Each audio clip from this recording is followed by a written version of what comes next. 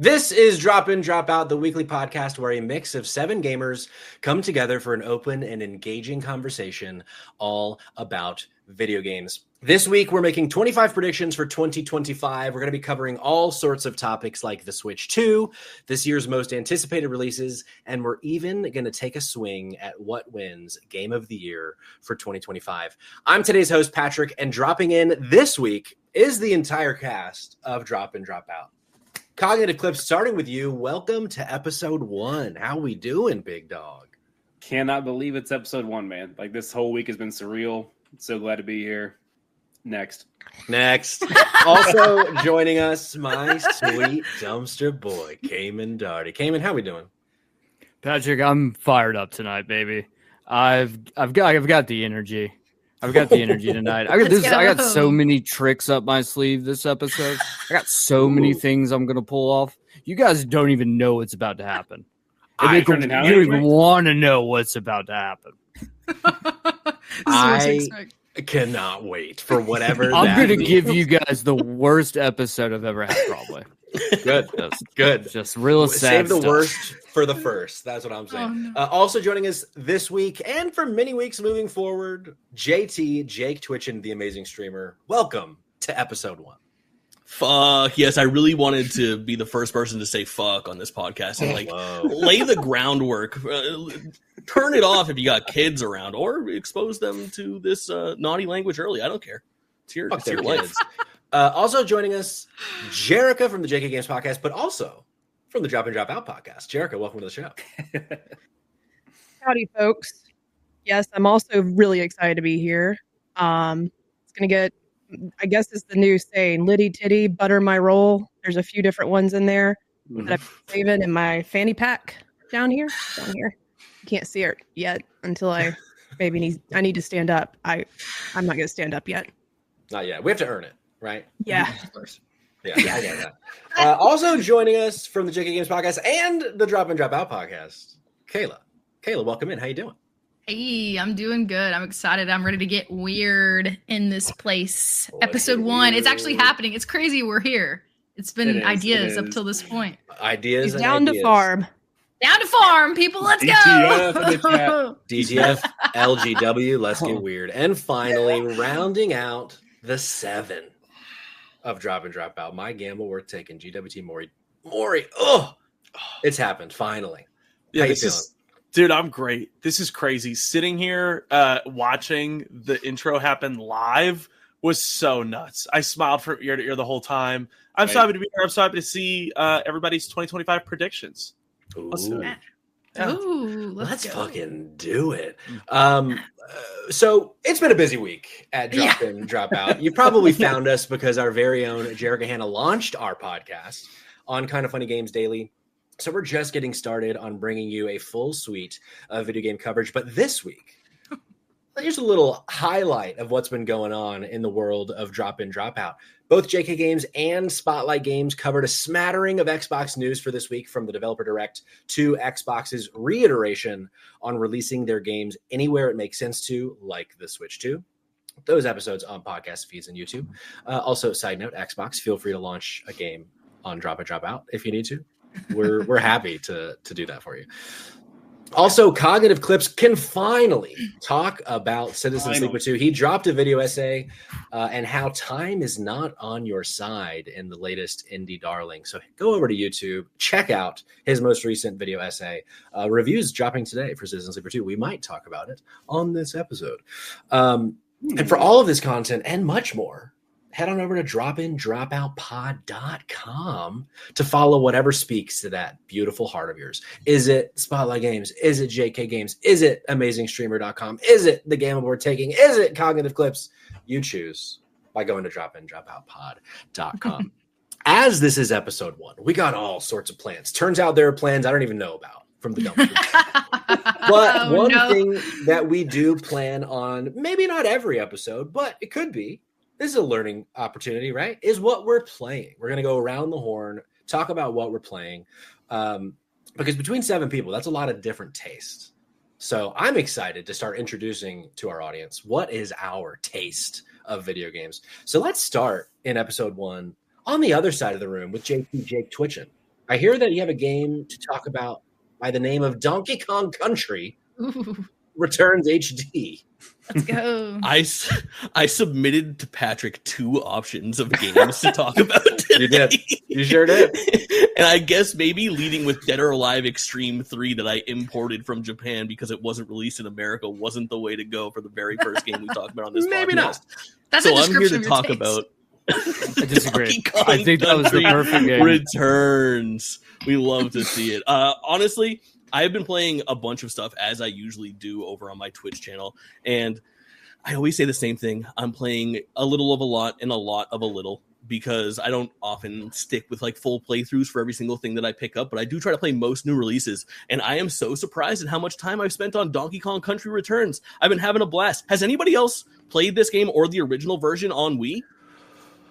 I don't think I've played No. either. I've played Yes. the OG ones way back, but I don't think I played Wii or this version. My doctor Yeah. says I have on Wii, but I haven't played this on the Wii. So There we go. yeah. Very nice. Very nice. I am a big fan of Tropical Freeze.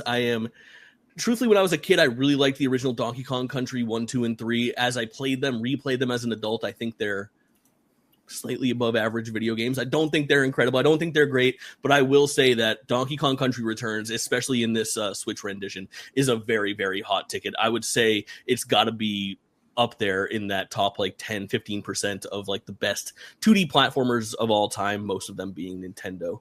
Get out of here, Hollow Knight fans. Top of all time.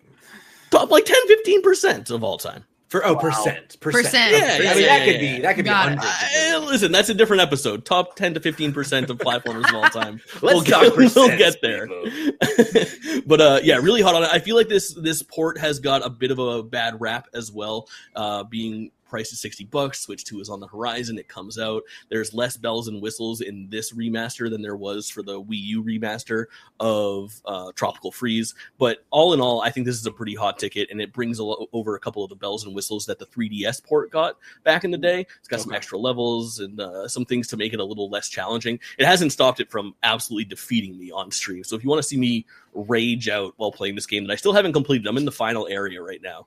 Feel free to tune in, but really hot on it. Oh yeah. Okay. I even though I've seen you stream it a bunch, I don't think I was expecting you to be as hot on it as you are. So that's good to hear. Definitely.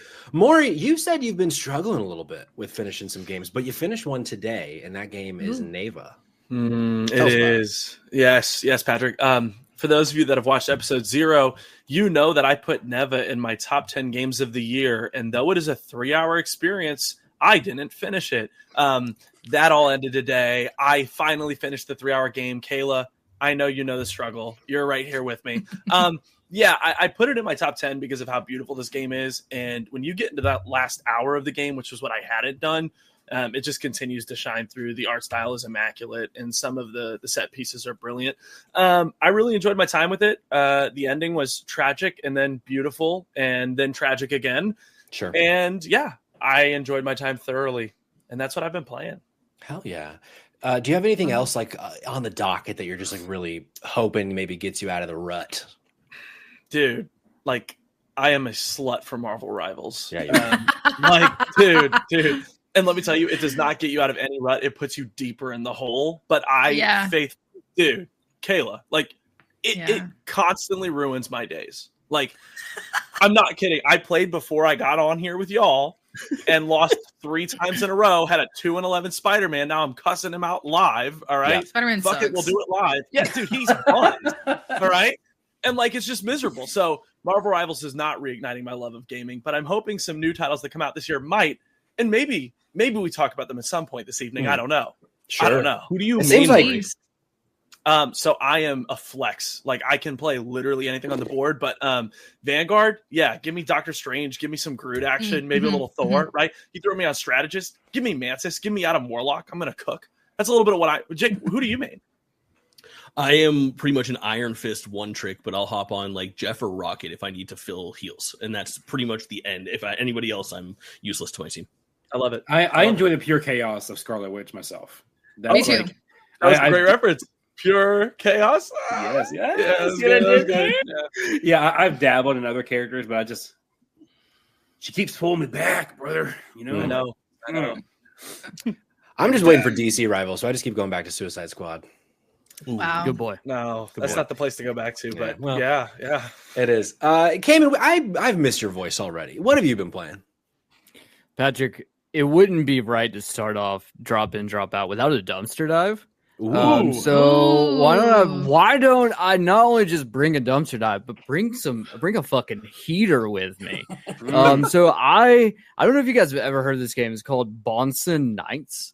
It is like a text adventure game with some like actual hands-on gameplay elements. It is few and far between, like when you're directly controlling a character doing things.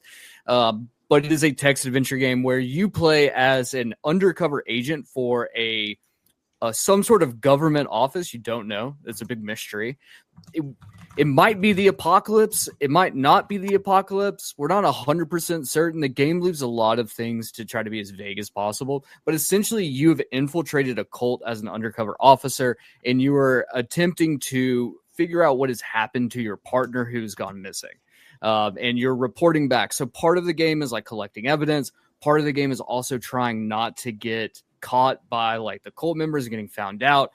The way that they do everything is it's so like I don't know, man. It gets really existential at times about like just like what it's like to be lonely and like cults and like all sorts of crazy things. And then the art style is just fucking immaculate.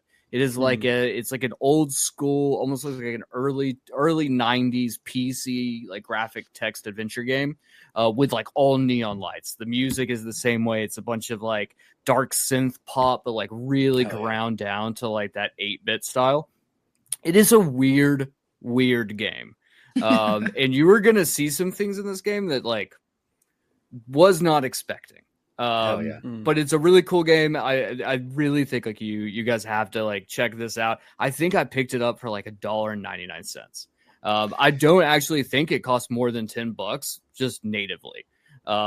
It seems to be like the right at the very end, about 3 hours, give or take long. You can speed up or go down.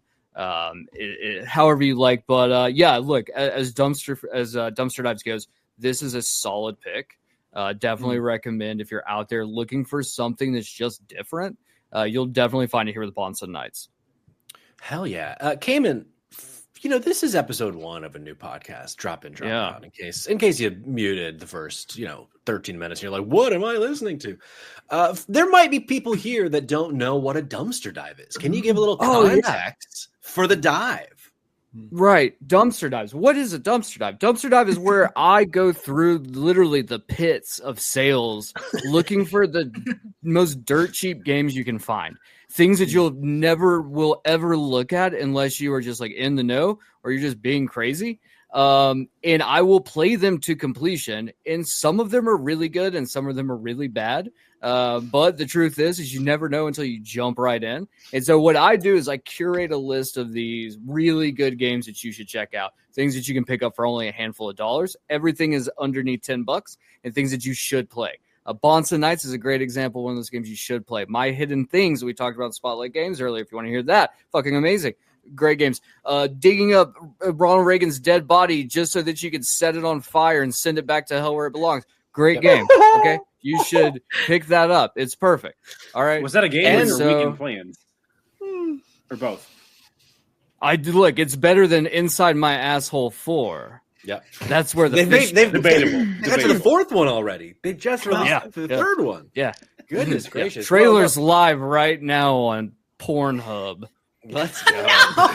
Official partner of Drop In, Drop Out. Well, look, you've been diving in the dumpster. I want to stick in the world of diving. Kayla, you've been playing Dave the Diver. Oh, yeah. Tell Man, us about it.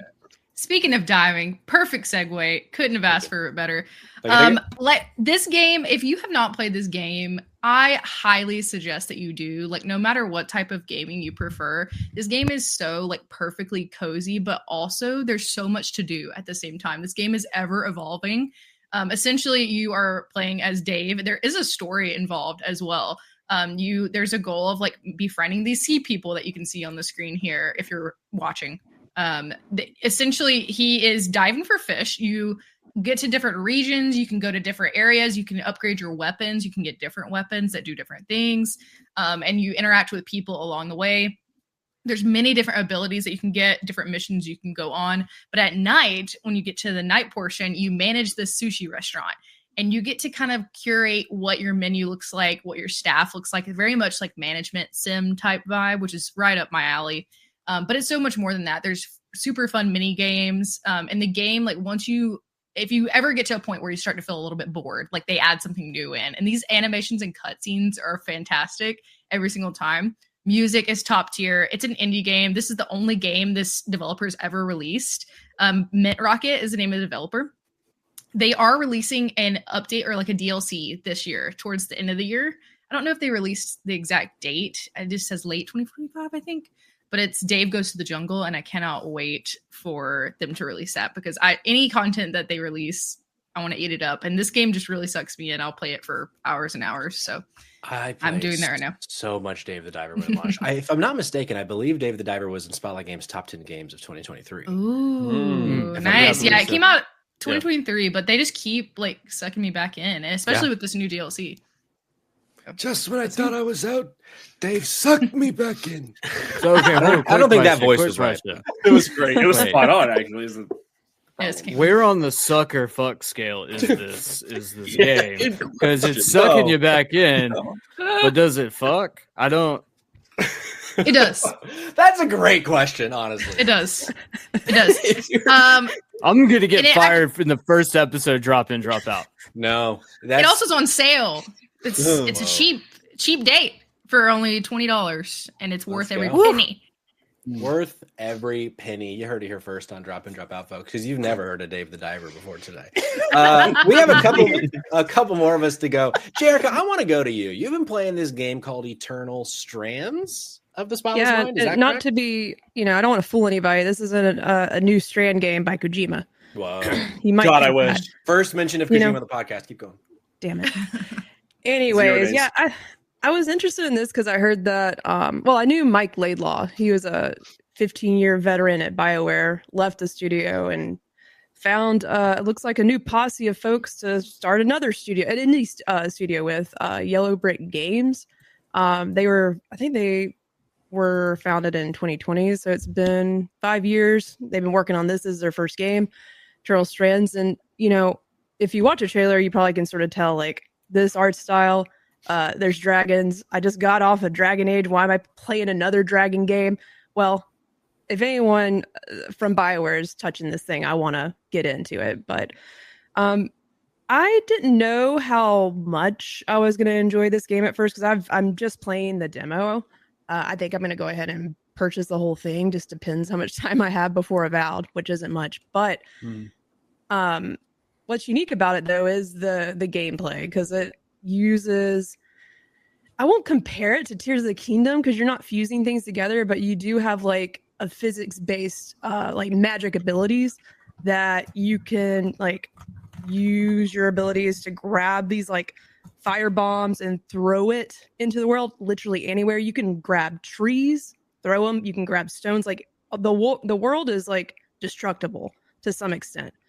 And I think that's a pretty cool thing. And as I was progressing, like learning how I can use this in the environments, figure out how to get to the next area. And then I got in the demo, you end up fighting this huge dragon.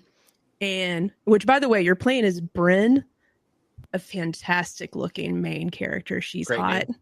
name. I'm not just playing it because she's hot. I'm just saying there's always I love a good, strong female character. That might be the other reason I'm playing this. Sure. But the gameplay's cool. When that dragon was trying to kill me, the game is giving you some hints. It's sort of like the tutorial phase, and I was able to actually like sort of create this iceberg like out of I'm really bad with naming the abilities, but it's like the frozen ability where you can pretty much freeze anything. And I was able to make like a big iceberg thing to sort of like prevent the dragon from blowing fire in my face so I could get away. So yeah, you can create like environmental shields. You can, like I was grabbing tree branches, throwing those at enemies. I only have 2 abilities right now, and there's like 3 or 4 extra things you can unlock. So there's more elemental abilities, I think, that you can get. But but yeah, it's a unique thing. It's not really reinventing the wheel, but it is taking some concepts from a few other games that I've seen implemented and sort of making its own. And then on top of that, the art style, the music, the cutscenes, totally my jam. Cool. Nice. Actually found like online, like I was looking through the art style because I'm obsessed with Arcane, and like a lot of the art, it looks very like it's been painted. Like there's some smoke effects that look like animated, like I guess like in a cartoon, like how smoke would look. It's really pretty. Cool. And yeah, I think there's like an interview I found that one of the artists like was inspired by Fortiche. One of their music videos they did for League of Legends, not Arcane specifically, but that animation style that Fortiche is known for. Yeah, it's pretty cool. Nice. Bryn looks like Caitlyn to me. I don't know. No, like every time I see her, I'm like, oh, that's Caitlyn. No, it's not. I'm glad you brought that up because I think, and now I'm just horrible. You're going to learn this is episode 1. I have the worst memory. I have got to write it down or I just forget. She still doesn't know my got 6 of us here. I don't know on the who screen. these people are. I just know they like games. In Arcane, there's a character that shows up, causes some issues within the love triangle. I forget her name, but the voice actress, she's Scottish. I'm pretty sure she's one of the voice actresses in the game because I forgot to mention that. Like, yeah, Maddie. That might be her in the game. There's like all the characters are really cool too, and the voice acting is phenomenal. Sorry, I went on a rant there. No, you're good. We know Cognitive is going to download it now that you said that. Yeah. Can I go on a little bit of a rant? There you go. Yeah. So I was about to kick to you, Jake, because I know you've been playing this game as well. Okay. I didn't give this game enough of a fair shake. I tried to stream it the day that we launched like episode 0 of this podcast on 2 hours of sleep. And I will go back to it because I actually am quite fond of what I did play. It just wasn't the right time to stream it. However, Patrick, can you kick me back to B-roll? And I'm going to try to narrate a little bit for audio listeners. Of Eternal Strands? Of Eternal Strands. Beautiful. When this was on the horizon, I was trying to kind of sell my chat. I'm like, we should check out the launch trailer for this game. I think it's going to be a pretty hot ticket because I had seen it before. I know it was Shadow of the Colossus-ish. And I launched this trailer and I look at it and the actual launch trailer has all of these like fake tweets. Yeah. That's so bad. It's one of the worst launch trailers I've ever seen. Would be crazy if you were to freeze a dragon's wings mid-flight and then take it down and then it cuts to that happening. It's hilarious. It's one of those like, if a game lets you yeet a boss, I'm going to yeet a boss. It is very like a MCU. He's right behind me, isn't he? Man, are we still saying yeet? Do we say yeet? I don't think we do, which makes it worse. Damn. Oh, yeah. Maury's the expert. Do we say yeet or no? We absolutely do not say yeet anymore. Yeah. My so, God. So yeet is cooked. It's cooked, and they're out of touch. I think they're out of touch. Yeah, a little bit. At least whoever made the trailer. I won't say maybe they didn't do the trailer. Yeah. Not I the went back to the devs. reveal trailer, and it was the marketing campaign or the idea might have been.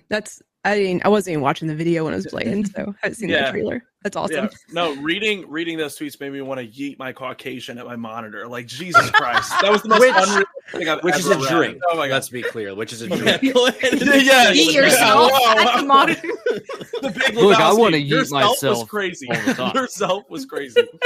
I had never heard of a drink called a Caucasian before Maury said he was drinking one, so I would be willing to bet there's some people listening that didn't know there was an alcoholic beverage called a Caucasian. So I'm just looking out. Listen, go watch The Big Lebowski. It'll all click. It'll all make sense. It's a great movie. I watched it so long ago, I forgot that was in that movie. That's okay. Wow. To round out what we're playing, Jordan and I have been playing a game that drops as of recording tomorrow, is out now as of release of the podcast, Citizen Sleeper 2.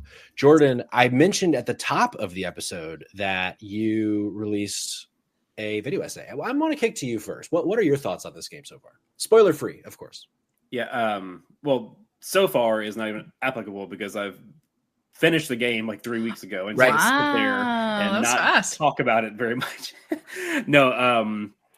Yeah. To give you an idea of how much I love this game, I received the review code.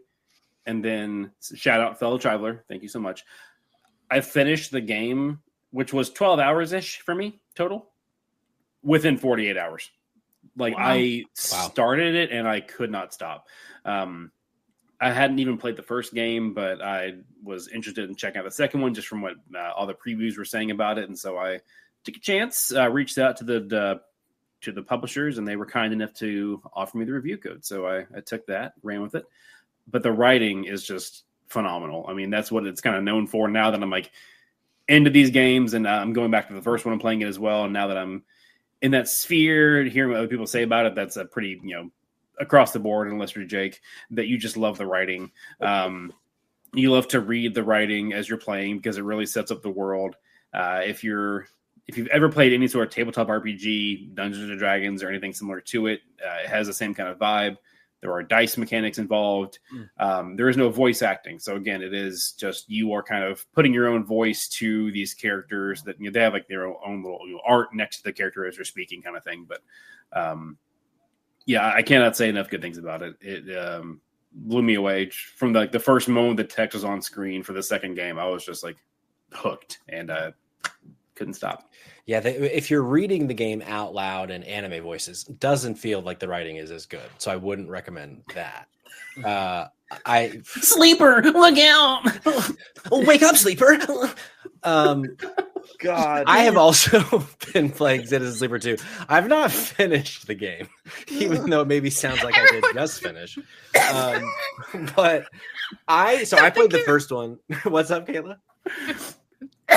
I think she's just dying. I'm just laughing. Sure. I'm sorry. Sure. I'm dying on the outside. So is Kayla. So when I got this code as well, I followed on Jordan's coattails. He was like, I got this code. I was like, I would like this code. He said, email the people. I said, I will email the people. And they were kind enough. They were kind enough to give me a code as well.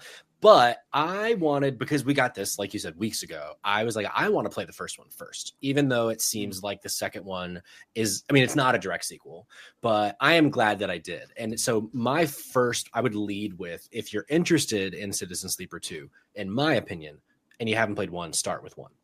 Even though it's not a direct sequel, there is a lot of kind of crossover, spoiler free, but like you'll see things. You'll maybe, whether it's characters, things that happen in the world, referential stuff.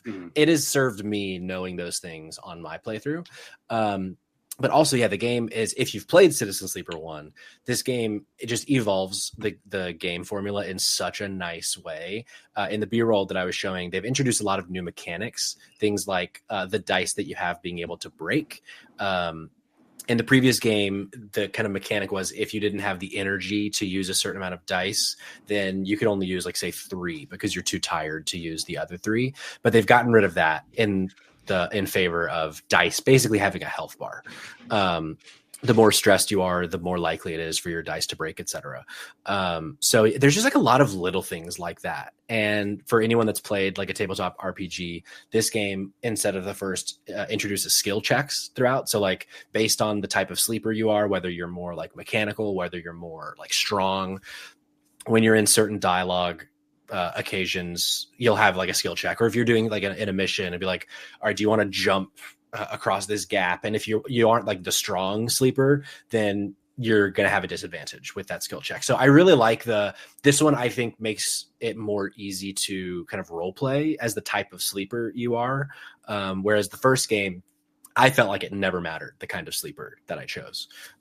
Even though it was the same 3 choices in the first game too, the kinds of sleepers that you can choose. What's up, Maury? I want to ask both you and Jordan a question, because obviously both, it's got an L. Because I have reached out to the company to ask for a code. So now I have 2 questions. My first one goes to Jordan. Jordan, would this game in previous years, because obviously we haven't seen what's coming out this year, would this game in previous years have had a place in your top 10? 100%. That's awesome. That made me want to play this game even more. Patrick, you've played Disco. Does this have some crossover with Disco? 100%. Awesome. Even though I have not finished the game, I would agree with Jordan. Cognitive. Wow. This game, like if this game came out last month, it would have been in my top 10 for sure. Wow. I'm so already. It's just so good. Like it, and this one too, really, like Jordan was saying, it draws you in immediately. Whereas the first one was kind of more of a slow burn. Sure. But yeah, this highly recommend Citizen Sleeper 2 if this is a kind of game that you like. And if it's not a kind of game you like, it's going to be on Game Pass. It's coming out on everything, but if you have a Game Pass subscription, free to try. The first one already on Game Pass. So yeah, give it a shake. This game is really, really good.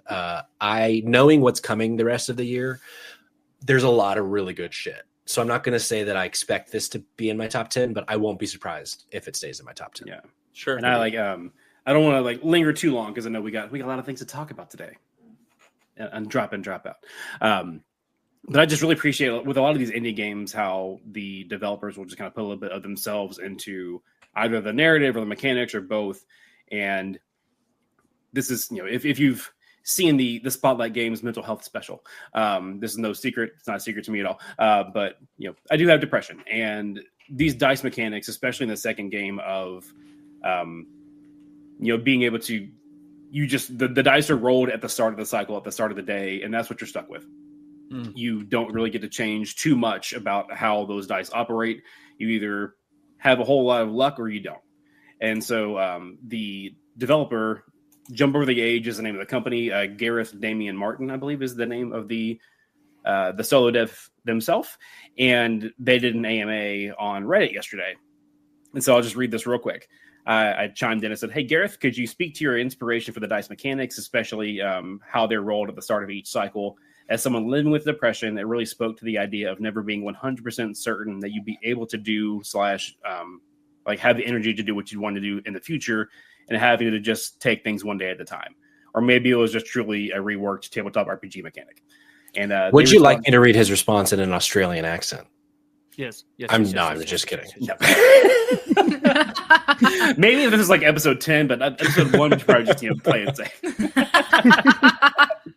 But their response was really great. It certainly was inspired by my own struggles with depression and the feelings of waking up and having very little energy to face the day, but knowing I had to. I'm glad that aspect of it came through. It was also influenced by a couple of tabletop RPGs, but then they go on to say that mostly I was looking for a way to represent how I felt back when I was working random gig work, struggling with depression, and barely meeting rent. Dice just ended up being the most effective way to do that. So it was kind of cool to take that, to take that out of the game and my experience with it and have it actually be kind of spot on with the own developer's reflection of like what their intent was. Felt kind of cool. Yeah. So wanted to brag about it on air for a minute. Wow. I'm literally going and playing Citizen Sleeper 1 as soon as this episode's over. You guys have totally sold me. I'm sorry.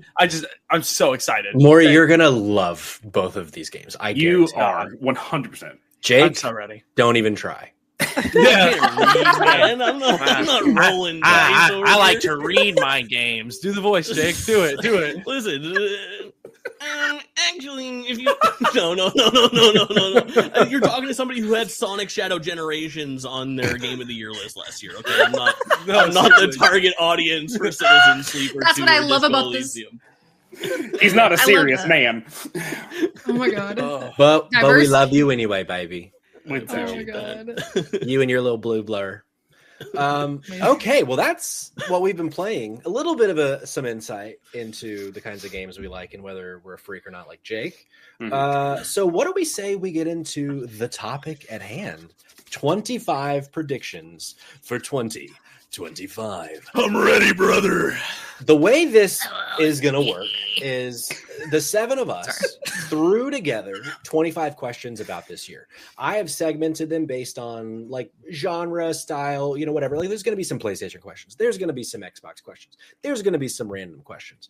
But we're going to go around the horn and just kind of discuss these and use these as kind of jumping off points for each of the questions for this year. So the first one is, I think, something that a lot of people have been talking about lately, is about GTA 6. This is kind of the hot ticket of 2025. Everyone, for the most part, expects that this game is going to break every record that it possibly can. But I think the big question everybody has is whether or not we actually think Rockstar will deliver GTA 6 in 2025, because at the moment they're saying it comes this year. No date. We've seen all sorts of games try to get out of its way. They're waiting to see, what date are they going to give us so that we can give space. But do we think GTA 6 comes out this year. I want to start with Jake Twitchin. Hell yeah. I think the reports of a Grand Theft Auto 6 delay have been greatly exaggerated. I fully expect this game to come out this year. Yeah. I mean, I'm pretty sure, and listen, let me make sure I have my term right. Is it a fiduciary responsibility to accurately report to shareholders your company's like intent? Is that what a fiduciary? Well, so a fiduciary, it is if you are a fiduciary, smart boy, okay, it is a legal requirement for you to do what is in the best interest of those that you're helping. But not every company is a fiduciary. Like that's a role that you get essentially. Understood. Yeah. Well, from what I understand, there was a Take-Two call where they talked about fiscal year 2025, and Grand Theft Auto was a big part of that. And I think that from like a gamer's perspective, people are like, the game's too big, we haven't seen enough of it yet, it's not coming out. But if internally they're telling shareholders that this game is on its way, I think this game is coming out. And I think that it might not make like mid 2025, it could even be like a November, December thing, like later than that kind of September, October sweet spot that the industry has gravitated towards. But I think it'll be absolutely insanely big when it comes out, of course. And I do think it makes it this year. Yeah, you make a good point about the shareholders, because especially something as big as Grand Theft Auto 6, that is a game where they know they're going to make a fuck ton of money. So like, yeah, they're probably going to do their best to make sure that their shareholders don't get fucked over, because if this game pushes out of fiscal year 25, then their shareholders are going to be a little upsetty. Maury, what are you thinking about GTA 6? Okay. I have a drop-in, drop-out live news drop. Whoa. I mean, I guess we're not live, but I have a drop. I have talked to some folks in the industry, and GTA 6 is coming this year. Okay. Oh. Without question. And it's going to come toward the back end of the year because other devs are building around that release. Like, heavy. They told me, I'm not going to get into any more details, but someone essentially talked to me and said, yes, GTA 6 is coming this year. We had to build our release around it. No question, okay. GTA 6 launches this year. That's my concern is if we get a date, if the date is in the last quarter, like if they come out, let's say in February or in March and say GTA 6 is coming November 11th, 2025, I don't buy that. I feel like GTA 6 has at least one delay left. Wow. So my hope is that they say you won't fucking believe it, but you're going back to we're in Miami this time. We're in, or are we in? Yeah, we're in Florida, the whole state, right? Vice City. I think that's more accurate. You're going to get to go to Florida man. June 2025. Yeah. Then, okay, great. This game's coming in November. Like, I just don't buy. I don't think Rockstar has not delayed a game since, like, with this big. Yeah, go ahead. Historically speaking, I like to try to always say, like, let's look at the history. Red Dead Redemption 2 got delayed 3 times. Yep. Grand Theft Auto 5 got delayed 3 times. Wow. It's going to repeat itself. Like, I for sure don't see this game coming out this year. It's the biggest one yet. Of course, they've been working on it for 10 years, and they've spent. Of course, they know they're going to make their money. I don't think that's really a problem for them. Yeah, I don't. We could sort to pay attention, like when games are gonna, like when we start seeing release dates this year. But I think it's safe to say anything is safe to come out this year. I think it's next summer, because like if I were them, I want that game coming out in the summer when all the kids are out for school or college, whatever, out of class. Like that is when I would drop that game. You're so right. I agree with a silver fucking bullet. Wow. I think that is so clean. Summertime. I don't remember when 5 came out. I don't know. Let me look. Hold on. But I was going to say that she's so right, because she said when all the kids are out, even though it's an M-rated game, like they know behind the scenes they're playing. I played my first Grand Theft Auto game when I was in elementary school. My mom didn't know what she was buying. Oh, so much about you. It was so much fun, though. I loved playing. Vice City was the first one I played. All right. We got to put it on something. We got to put it on something right now. We making bets. We're gonna make a bet. We got to make every a bet. Question. No. This one, I need a bet on this down one. for a bet. Like I am down to do it. Cool. Butter my roll. Let's go. someone's gonna butter someone's roll. Jerica, here's the deal, dog. I'm saying it right now. This game is releasing this year. What do you want to put on it? A copy of GTA 6? Oh, that's big stakes. Let's make this content. I want to make this content. Okay. What's in it for the listeners and the viewers at home that are liking and I'm so sorry. Oh yeah, we're not live. Are we live? No, we're not live. It's been live the whole time. Right. This time we're not live, but every future episode will be live. Week. Are we? Do we want to? Who are we? Is it just me and Maury? We're betting here. It's just me and you. I mean, I'm happy to get in on this bet. Okay. On the right side we want to see who's going to get who gets closest to release date. I want to do this. Oh wow. Okay. Let's put a date on it. All right. November 13th. Oh. Whoa. All right, let's Monday, November 13th. Sorry, November 14th. No, I don't know what day it is. I'm just saying. Whatever that Tuesday is of that. Let me look at it right now. Or would they release it on a Friday? No, they're going to release it on a Tuesday. September 11th. Is it Tuesday? I'm out. It. 0 days without mentioning 9/11.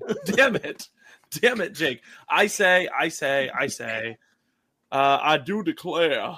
Let's do. Fuck. I'm gonna say November 11th. Okay. Jerica? She's clicking through her calendar. I'm gonna say August. Hold on. Wait. I thought you said it was coming out next year. I thought you said it was coming out next year. Yeah, August next year. Oh, wow. Yes. Oh, my God. Yes. Every year has an August. Ballsy. That is ballsy. Now for stakes, I submit that we have some stakes, and I'm gonna when you guys lock in your picks, it's Jerica against Hold on. I'm not solidified yet. I need to pull up the fiscal calendar real quick. That's fine. When you lock in, I think these should be the stakes. I would like to see the person who is correct wins. The loser, depending on how you look at it, but the person who is the most incorrect here, has to do what we will call an uncomfortably long marathon stream of Grand Theft Auto 6. Oh, that's the qualifier is the uncomfortably long. Like if you usually go for 4 hours, like I want to see you go 12. Nah, I want to see it at 24. Jerica, give me 24. I can do it. 24 is unrealistic. I wanted in on this bet until I heard that I might have to do a 12-hour stream. So I'll let you fight this out. Yeah, I'm gonna and we can drop in. Yeah, exactly. I think I'll August next year. What did I say? August 11th next year. I like it. November 11th. Ready here first. August 11th. So whoever is closest. Yes. Yep. Okay. Now, what is an uncomfortably long stream? We have to get this on camera for the audience. We got to set a time. How many? I guess let's multiply it by how many days. Well, not days. There's got to be a fun thing. Like how many days months away you are? We will get a release date this year. I think they'll drop it. But how many times does it get delayed? And what's the difference? I don't know. There's got to be a fun math little number. We can iron out the details. Let's say 8 hours for now, but subject to change. Okay. Subject to change. Yeah. Let me think about it. Or 6 because it's GTA 6. To put a bow on this, if I may, unless anybody else has anything to add here for GTA 6, I submit another prediction about GTA 6. I think that Take-Two is not ashamed to put out a game that is unfinished or is lacking functionality. And there's been a lot of chatter about what that game may or may not launch with when it comes to like GTA Online, which GTA 5 famously did not launch with GTA Online. Did not. I think we might see something very interesting in the form of like a physical release that could be billed as like early access or something like that to start getting some dollars coming in. I feel like there's going to be something.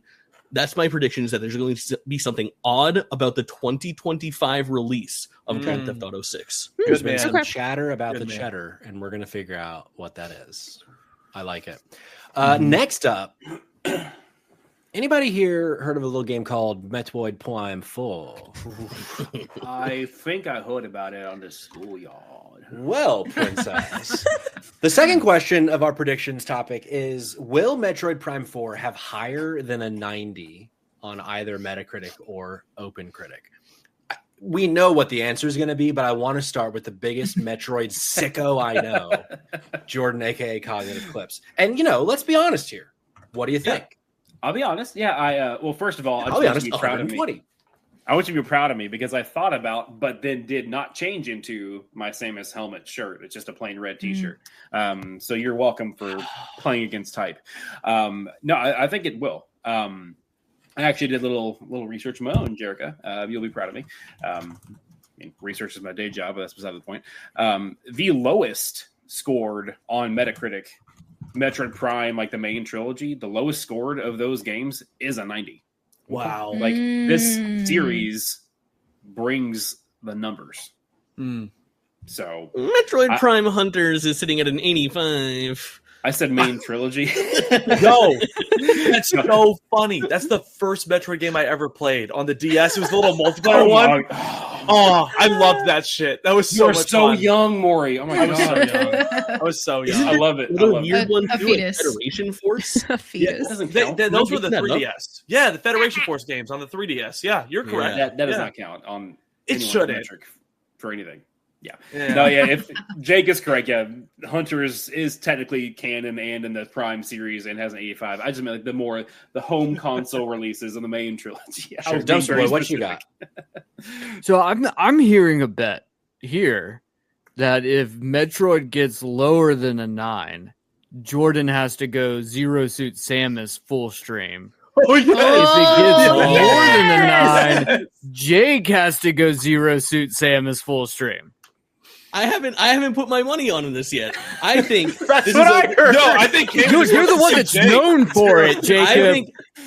I think COG at 90 is the 89 or less. COG has to wear Zero Suit Samus. 90 or higher, COG can wear helmet. No, not he can wear helmet. One of us has to wear the Zero Suit, and he chooses. That's some sick shit. I'm just going to end up wearing the Zero Suit. I like that you. It's going to be me. You all just assume I have both of these items laying around. Crowdfunding. By the time this game comes out, we're going to be an official business. We'll put it on this the game's card, not coming out anytime soon anyway, so. They don't have a company card yet? Not yet. Yeah, I know. It's just between GTA 6 and Metroid Prime 4, Metroid Prime 4 is much more likely to release this year. Oh, that I agree with. Yeah, I do. Yeah. I'm going to go, you know what? I'll take the bet. If Jordan's interested in betting, I don't think this game hit the 90 on Metacritic. Okay. And my thinking is, a lot of it has to, I'm not already walking my bet back, but a lot of it has to do with who reviews this game. If it's Metroid Sickos reviewing this game, it's going to be 90 or higher, I'm sure. But the trailer that I saw for Metroid Prime 4 did not look like an evolution of the franchise, as someone who's played about 10 minutes of it. But, I've watched enough gameplay on various streams and listened to reviews and people talk about this franchise that trailer did not impress me. That game kind of looked a bit funky to me. Well, so, let me remind you, that's locked in. You can't take that back anymore. I'm locked in, brother. The remaster of the first game was the second highest rated game of 2023. It was. But that is like one of the most beloved games of all time. Right. But that doesn't always mean it's going to be still highly rated as a remaster, though. Not always. But it has the sauce. I bet if you put your research hat on and you look at games that have like a higher than a 90 in their original form and then were remastered, I bet more than 70% of them got similar to that score. That's my homework for next episode. Great. And I would prove me wrong. Shove it in my dirty little mouth, Jordan. O'Reilly's. That was well done. So Patrick, wow. This is a masterpiece of an episode, and we're hardly through the. We just got started. Yeah, Patrick, are you saying that if it's below a 90, Jordan has to wear the Zero Suit. If it's above a 90, you have to wear the Zero Suit. Yeah, this is amazing. And I'll stand back there the whole stream so you can full see body. Everything. Yeah, full body stream. Baby. No, I won't actually do that, but I'll wear the suit. Okay, I respect that. Let's do Where the hogs at? If it lands at a 90 exactly, where are the hogs? Everybody has to wear a Zero Suit. Everybody here. No. Everybody here. Yeah. I didn't earn this. I didn't earn this. If it's below a 70, is that what we're saying? Because I'll do it for that. I'll gladly be like, just because this game's ass for COG's sake, I'll do it. If this game scores below a 70, I think we might need to find a seventh person. I don't know that Jordan will recover from that. No, it won't. It won't. But yeah, it also won't happen. It wouldn't be that low. No way. I bet, like me saying it's going to be below 90, I'm thinking like 88. Because the Metroid freaks come out of the woodwork when a Metroid I think Dread, actually, I'm just going to look up right now because I'm still on Metacritic. I think Dread got an 89, right? Like it was something really high. 88. Yeah. So. Wow. Just saying. Next up on the docket, number 3, will we see Star Wars Knights of the Old Republic or the Star Wars Eclipse game from what's that studio? Remind me. Quantic Dream. Dream. Maury, what are you thinking about this? Do we see either of these seemingly dead Star Wars games? Absolutely not. There's no shot in hell. No. Yeah, I don't think we see Eclipse this year, and I think the KOTOR reboot is non-existent. Eclipse is the more likely answer, and I think that game's 2 years away minimum. No, I don't think we see Eclipse. Okay, Jake, what about you? I'm going no on this one too. I just there's trouble in paradise over there, and I also feel like things are in a really weird place for Star Wars games post Outlaws as well, where that game wasn't received by anybody the way that I think that anyone was expecting it to, whether that's Ubisoft or Disney over there at the top. And there's not much announced right now for future Star Wars projects outside of those two. Do we have anything else on the horizon? Not that I can think of. No, I don't think so. Maybe Power Battles 2. We just had the Aspire remakes, and those get a decent amount of backlash every time too. I feel like we're on the precipice of maybe something interesting happening with Star Wars games. Sure. Jerica asked a question in our private chat that you can never see. I don't understand why can't BioWare remake that game. That's an interesting question, Jerica. I know, despite the news lately, hot off the press, they're, moving people around over there to other areas at EA. And, we're not going to touch Dragon Age for a while. All hands on deck on Mass Effect. Not considering all that. But yeah, why didn't BioWare remake this game? They had the Mass Effect Legendary, upscale, super beautiful, almost remake that I think was successful for them. It was so strange they didn't do this. I agree. Did they partner with somebody else for that, though? I honestly don't know the answer to that. They probably did. But I don't really... I have no idea. That's prior me getting into BioWare stuff. So they were definitely involved, though. I know for sure, because I remember seeing dev interviews about them finding shit that they didn't think they had anymore, and certain levels being broken that they had to rebuild and stuff. Does that not feel like a match made in heaven, though, with the place that BioWare is at right now and with the development hell that this KOTOR reboot has gone through? Jerica, I think that's one of the most brilliant things I've heard in a while. Why would you not just put those two things together? I don't think now they can. But even before the announcements, they were, they announced Mass Effect. They missed an opportunity. Yeah. Yes, they did. I feel like that's such an easy win, man. I can't believe people are fumbling the bag with KOTOR remake. I feel like, listen, I'm no video game developer. I hope you're listening out there. Please don't come for me. But it feels like a remake of a critically acclaimed non-action RPG is a bit of a layup. I'm sure it's very fucking difficult, but the groundwork is already there for you. You just have to not mess up, and it seems like there's already been some mess ups, unfortunately. Sure. Kayla, I see you're wanting to jump in with some KOTOR and Eclipse news. Yes, I have quick thoughts. I'm a big Star Wars games fan. I'm not the most educated in the land of all that is this, but I give up on KOTOR reboot. It is something that I played. I really enjoyed it. But you know what I wish we would get is a Force Unleashed remake. Oh my god! Oh my god! Oh my god! Oh my god! But we're not going to get that. We're not going to get that. The Wii version.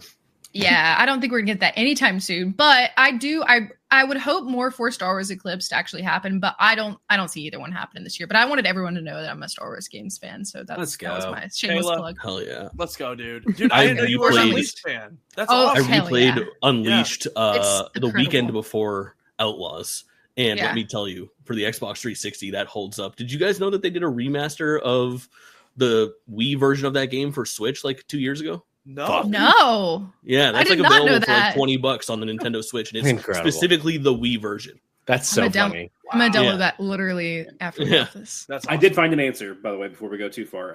It looks like they did enlist Abstraction games and blind squirrel games. I'm not making those names up. You can look. I've heard of blind squirrel.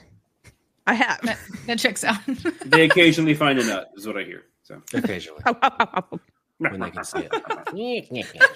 Okay. Next question on the docket. We're getting spooky, so you know I'm going to my sweet dumpster boy. What Resident Evil game will be announced first? 9, a 0 remake, a 5 remake, or a Code Veronica remake? Dumpster boy. Any thoughts on this? Thank you, Patrick. I appreciate it. I don't think 0 can work as a remake. Just the way that it's structured fundamentally on the train. Camera angle wise, you really kind of have to have locked in cameras. And I don't think a modern gamer is going to be like, this is okay. That being said, part of me would love to say, oh, it's going to be Resident Evil 5 because they did tease it at the end of the Resident Evil 4 remake. They added in a new trailer or new secret ending. So spoiler if you haven't gotten to that yet. The game's been out long enough, you should already have seen it. But they do spoil. They show the Las Plagas or the Ouroboros parasite from Resident Evil 5. So it is showing. Here's the thing, though. I don't think we're going to get it. And I don't know if we'll ever get Resident Evil 5. I think Resident Evil 5 is a very sticky game in today's climate. And I just don't think that they're going to do it. And if they are going to do it, I think they're going to have to completely revamp a lot of how they do the enemies in the game. And so I think that's going to take more time. That being said, Code Veronica 1,000% will be announced this year. Like, cool. I would put money down that we're going to get it. Here's the thing. Code Veronica, it's a great game. It just launched on the Dreamcast. Sure. So, the first year of it's on the Dreamcast, no one fucking played there's one person out there that's got a Dreamcast. 2 people out there. One's named Evan, one's named Eric the Human. There's the only 2 people that ever bought a Dreamcast. 3 people. Fuck, we got a third now. Jared has 2 of them. That's fucking weird. There are dozens of us. Got my Chow Garden, bitches. Hell yeah. Hell yeah. On the little thing. On the little fucking memory card. Yeah. Sorry, I didn't mean to disappointed. Yeah. Hey, that's where it all Call me began. Disappointed boy. The disappointed boy. The disappointed boy over here. It's gonna be Code Veronica, hands down. We're gonna get Code Veronica. It's gonna come up. It's a great game. People are gonna fucking love it, and it's gonna be a huge hit. Just wait. And if you're wrong, you have to dress as Veronica. Is she even a character? I don't know.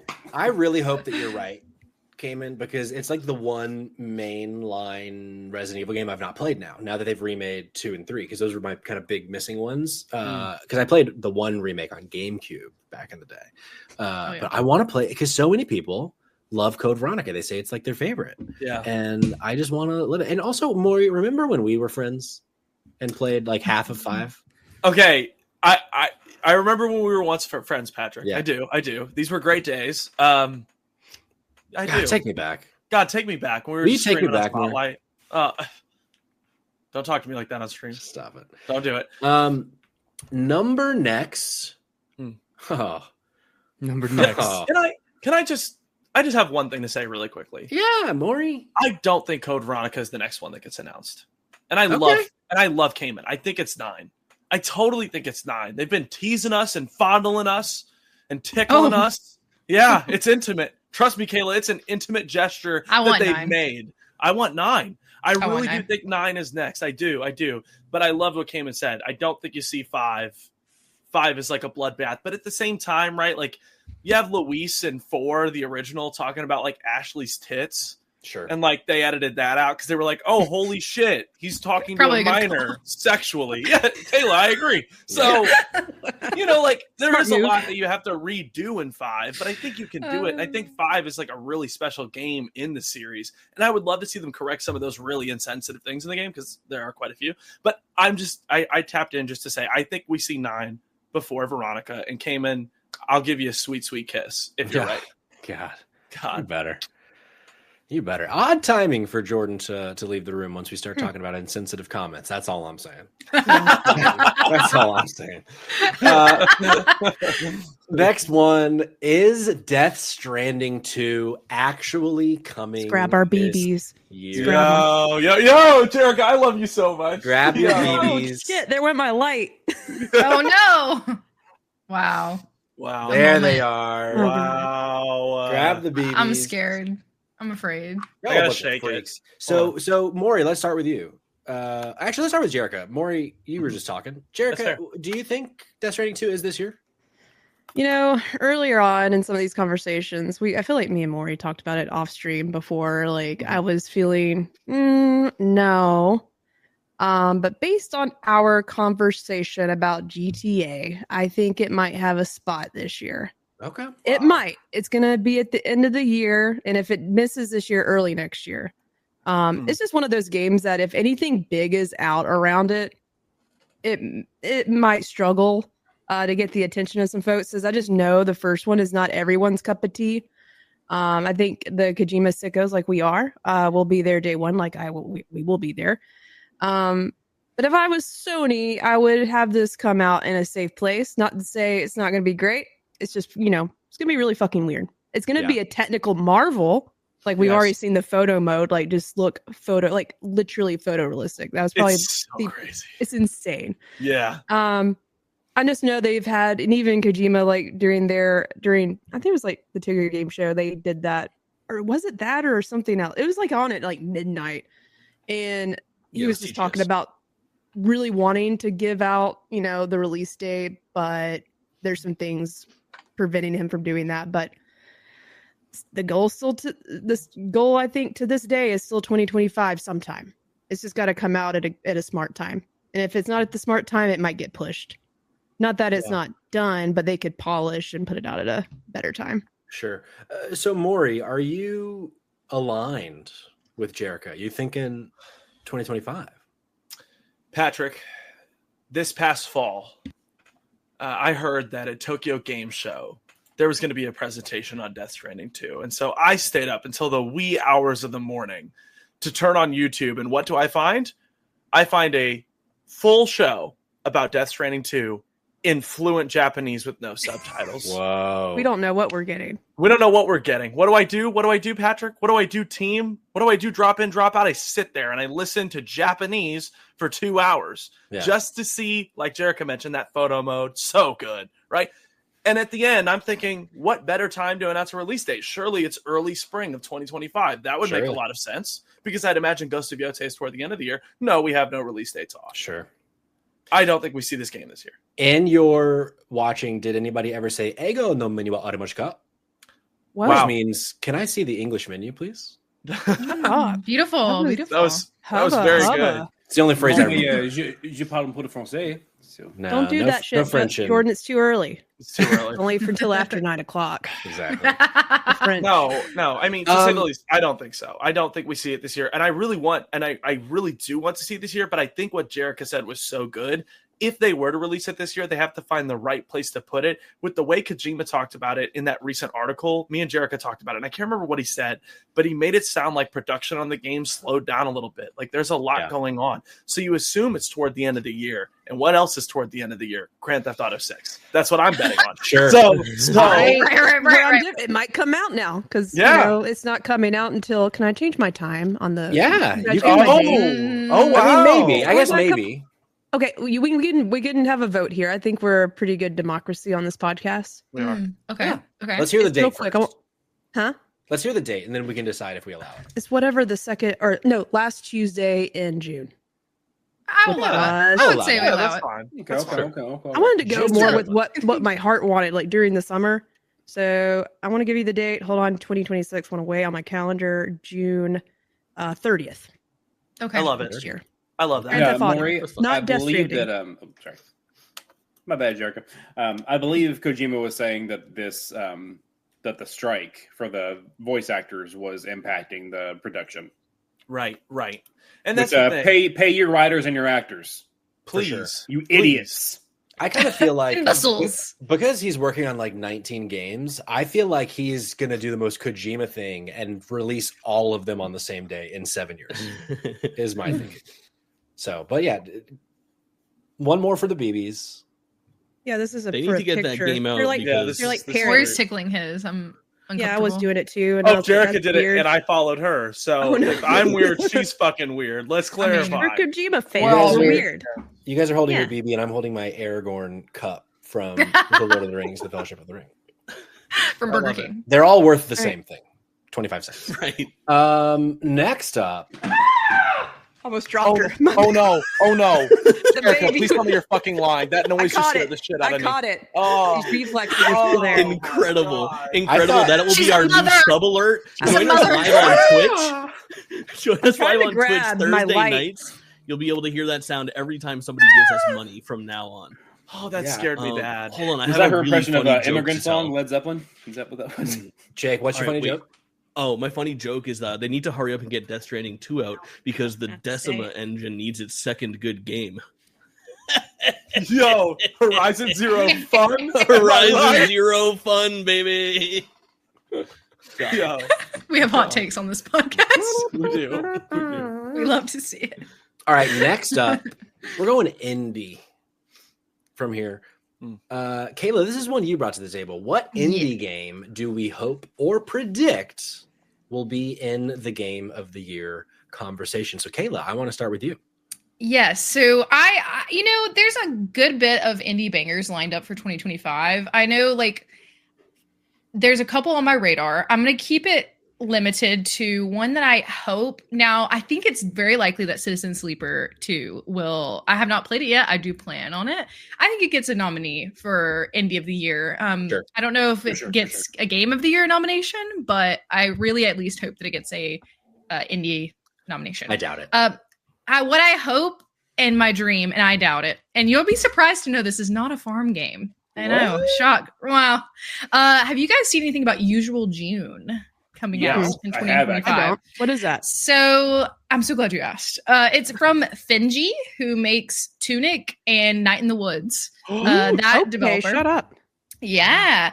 So it's like a third person action adventure, and it's almost like kind of, I think it's inspired by Psychonauts actually. It looks really dope. Where it gets a little tricky is it does say 2025. Well, there's no nailed down date yet. I think it's highly possible. I think this would be really good slated for a fall release. Maybe a September potentially.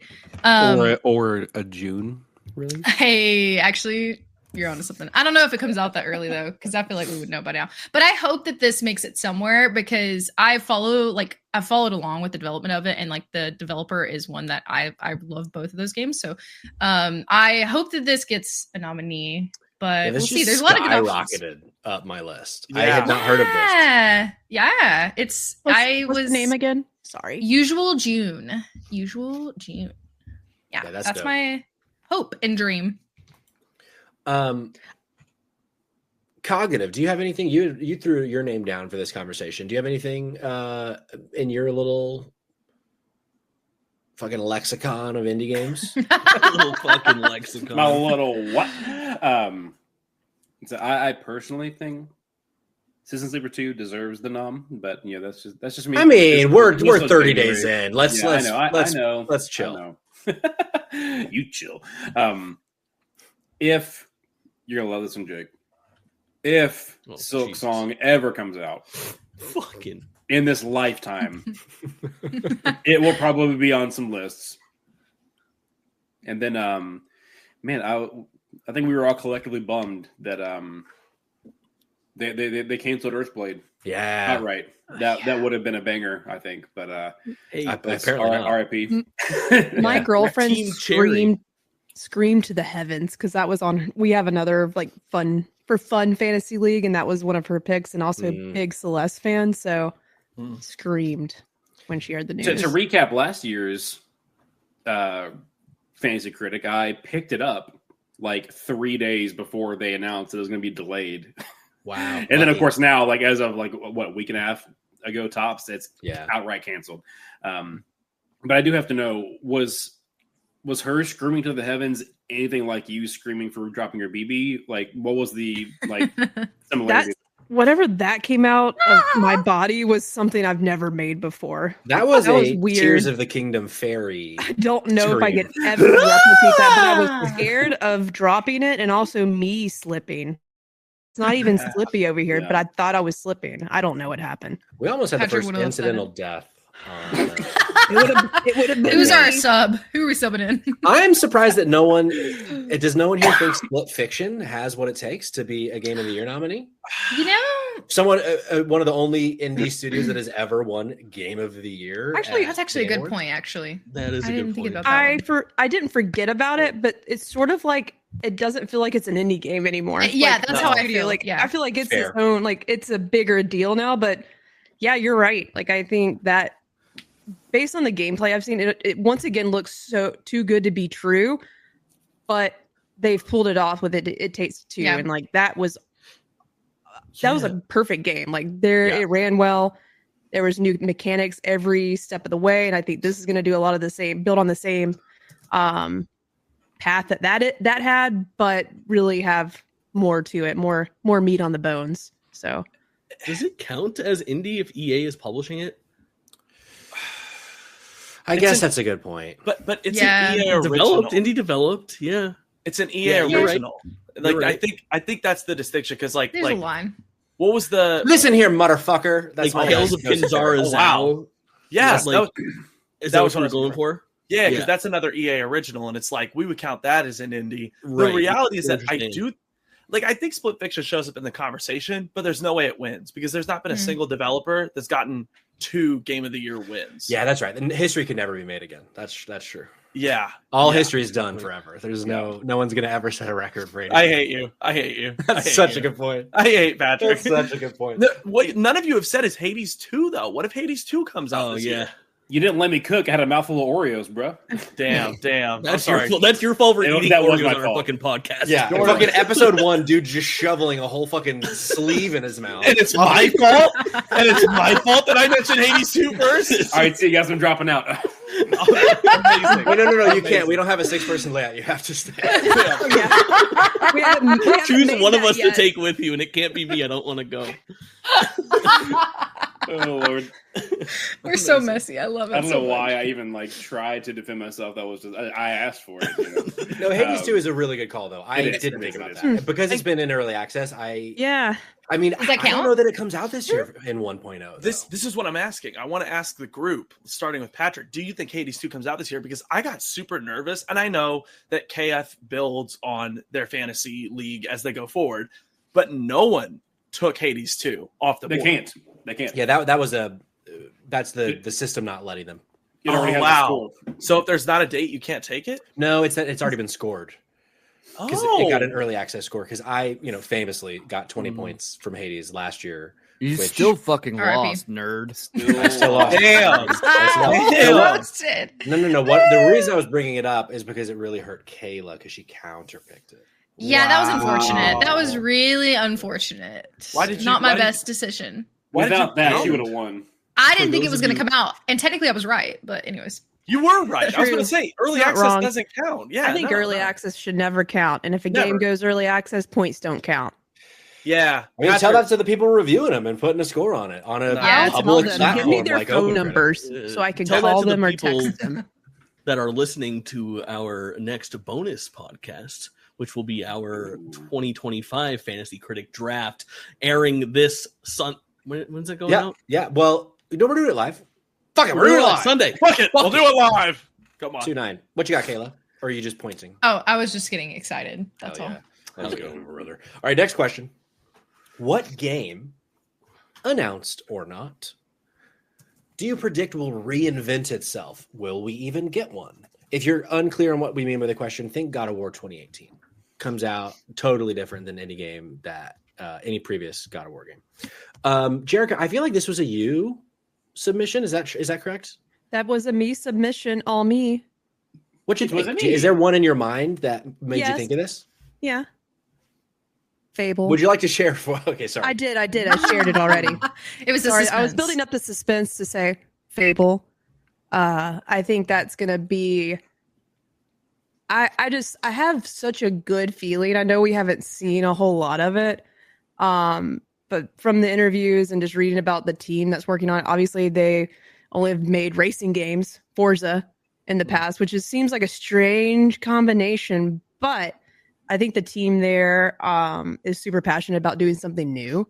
And Fable's just one of those IPs that I think tweak a few things, add a few surprises. Like it could keep some of the core things about it, but take it to the next level. For being an RPG that is on Xbox only for now, or at least for a few months. We'll see.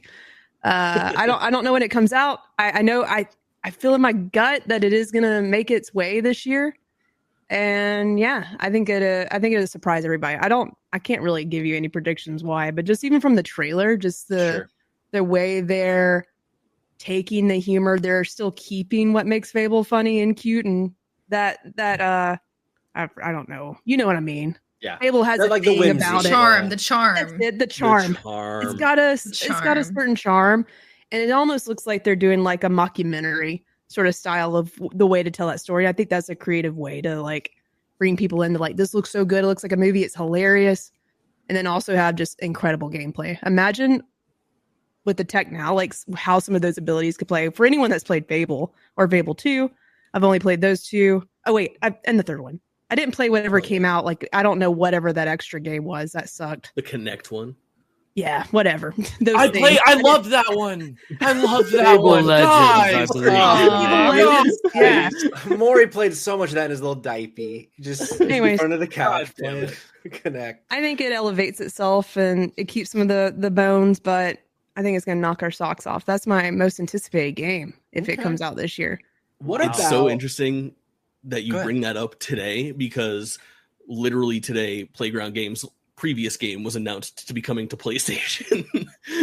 Forza Horizon 5 is coming to PlayStation. Shut up! 5, which is it's happening. But I want to just echo what Jerica's saying because I agree. The only reason I left out like my interest in this question at first was because I was bringing Fable up for something later, and I do just want to say that like I feel like she's right, and I think that Fable is in really good hands with Playground because if you look at those last couple Forza Horizons, what they did really well is they started to lean into like a changing world and a changing map, and that's always been a huge part of Fable too, the way that like things that you do impact that world. So if you look at like the Forza Horizon 4 or 5 where they added like seasons and these new like elements to your biomes, I think there's going to be something really special about Fable in the way that either like time progresses or seasons progress or however they decide to do that, whatever that little X factor is. I feel like there's something about Fable we're not seeing yet as well that's going to be special, and it's in the right hands right now. Okay. Can I paint a picture for this one? Pokemon Legends ZA reinventing itself as a Pokemon game that actually fucking works. Maybe. I'll see it. When I see it, I'll believe it. Consider That's not the saying, but you know what I mean. First time Pokemon's taken a year off since like the first Bush administration. Like it's been a long time since Maury was born. Yeah. He already got one day. Maury, I'm sorry I said you were in a diaper when the Kinect came out. I was 12. Okay, so you were. Yeah, I was. Cayman, is there anything coming to mind for you for this one? Any games that either are announced or not that maybe are going to hit this year with a reinvention? I'm expecting Bulletstorm 2 to completely redefine FPS games. Here we go. I love it, and he's taking no further questions at this time. Yeah, I don't know. What do you people want? What do you want to know? What do you want to know? Kayla, you're the last one. 5D shoot people in the nuts, Patrick. 5D. Shoot them in the balls. Good. I hope so. Kayla, you're last on the list for this one. Is there anything in your mind for this category? No, I don't actually play games that aren't farm games, so I don't have anything. I'm just kidding. No, I'm just joking. I don't have anything directly that comes to mind. I actually haven't played Fable, but I have seen the trailer at what they have released, which is not a lot, like Jerica said. But I'm inclined to believe that you're all correct and that I actually think I'll pick this one up. So, ooh, I'm so interested to see if Fable actually goes this like mockumentary style, like in the trailer, or if that was just like vibes. Yeah, I don't know. I hope it does. I think it's sort of fun. Yeah. Like it's a different way to tell a story, and I think it'd be cool for longtime fans of Fable and anybody else that's new to it. Hell yeah. Next question on the docket, and this is going to close out this first kind of games focused topic. For the most part, these have been maybe not. Maybe this is more of a random topic, but what's one game you predict comes out this year? Kayla, I want to start with you. Or sorry, excuse me, is revealed this year. It doesn't have to come out this year. Just a game that's revealed that we don't know about yet. I'm about to say something crazy. Oh, Are you guys ready? Yeah. Oh. I think The Last of Us 3 will get revealed this year. I think it'll get revealed this year. I think we'll get a part 3 reveal this year. You folks. think they got 2 in the tank? They got 2. Is that what they say? Is it 2 in the tank? 2, yeah, sure. I've heard. I have things to say about that, but no, Okay. I don't. Let's be real. I'm not the most knowledgeable with the industry, with what's going on, what's cooking. But how amazing would that be if you end season 2 of The Last of Us HBO show and you get notice that they're cooking a game. They're cooking. We've already been told by Neil Druckmann and family and co that there is one coming. It is going to be happening. Now, whether that is anytime soon, we're just saying revealed. We're not saying in X amount of time. Sure. That would be my prediction. I'm not betting on this, but my other quick, this is just like a honorable mention because I think we just get another trailer or another look at Haunted Chocolatier. Ooh. My Concerned Ape. I think we get a little sneaky peek. Not necessarily a date, because, like, let's be real. I mean, it's probably going to... I hope that it cooks for longer, honestly, because, like, sure, it's going to be incredible. But I think we get another, like, just a snippet. Just another snippet. Because we haven't heard much from him.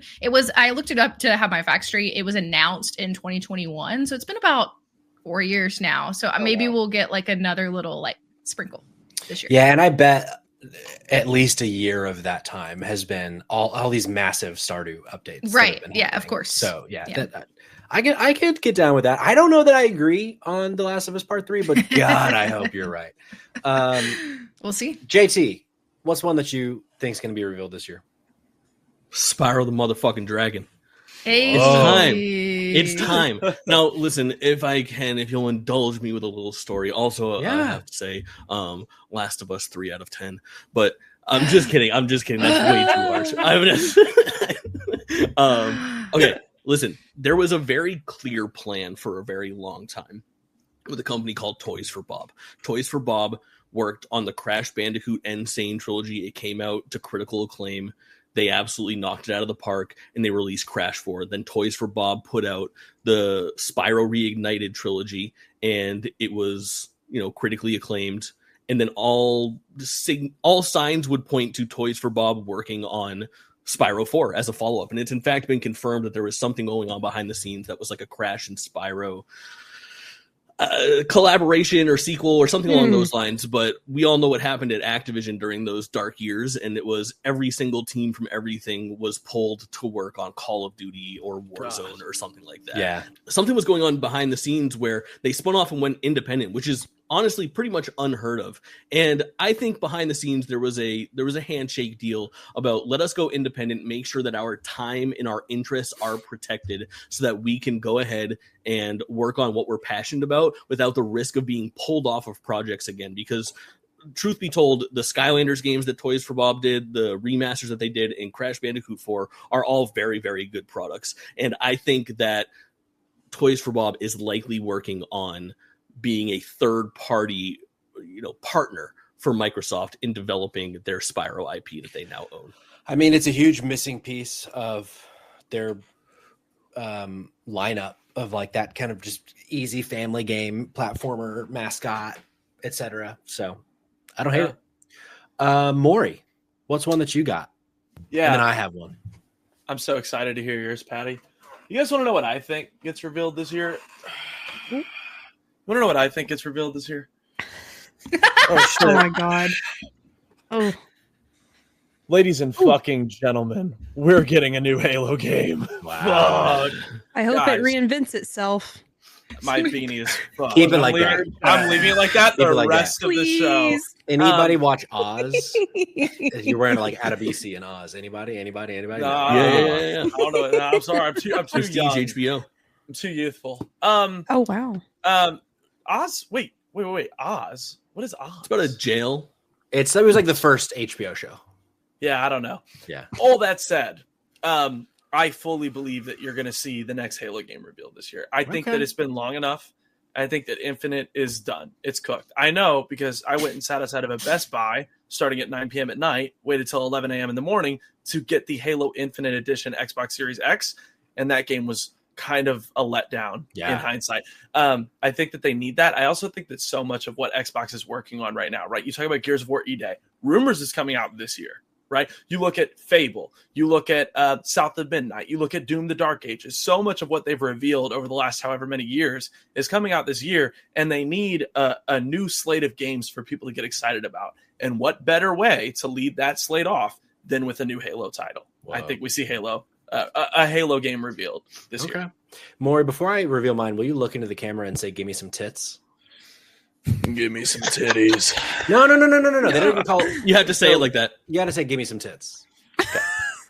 Is everybody ready? Yeah. Mm-hmm. Give me some tits. Thank you. In Oz, they call drugs tits. And so Adabisi was always like, "Give me some tits," because he was a drug addict. Wow. That's an insane decision. This is for all the Oz fans out there. All three of them. Sound off in the comments if you're into Oz. Who is your favorite Oz character? Not many good people in that show. I'm going to close this one out with BioShock. Speaking of my brand. That's pretty likely, actually. My brand. If we don't see a BioShock this year, fucking stop. You know what I mean? Like, there have been rumors for so long on a 2K studio working on a BioShock game. I know Judas is out there. And that's going to fill my BioShock void, for sure. I hope. Well. But I don't know. It's been too long without BioShock.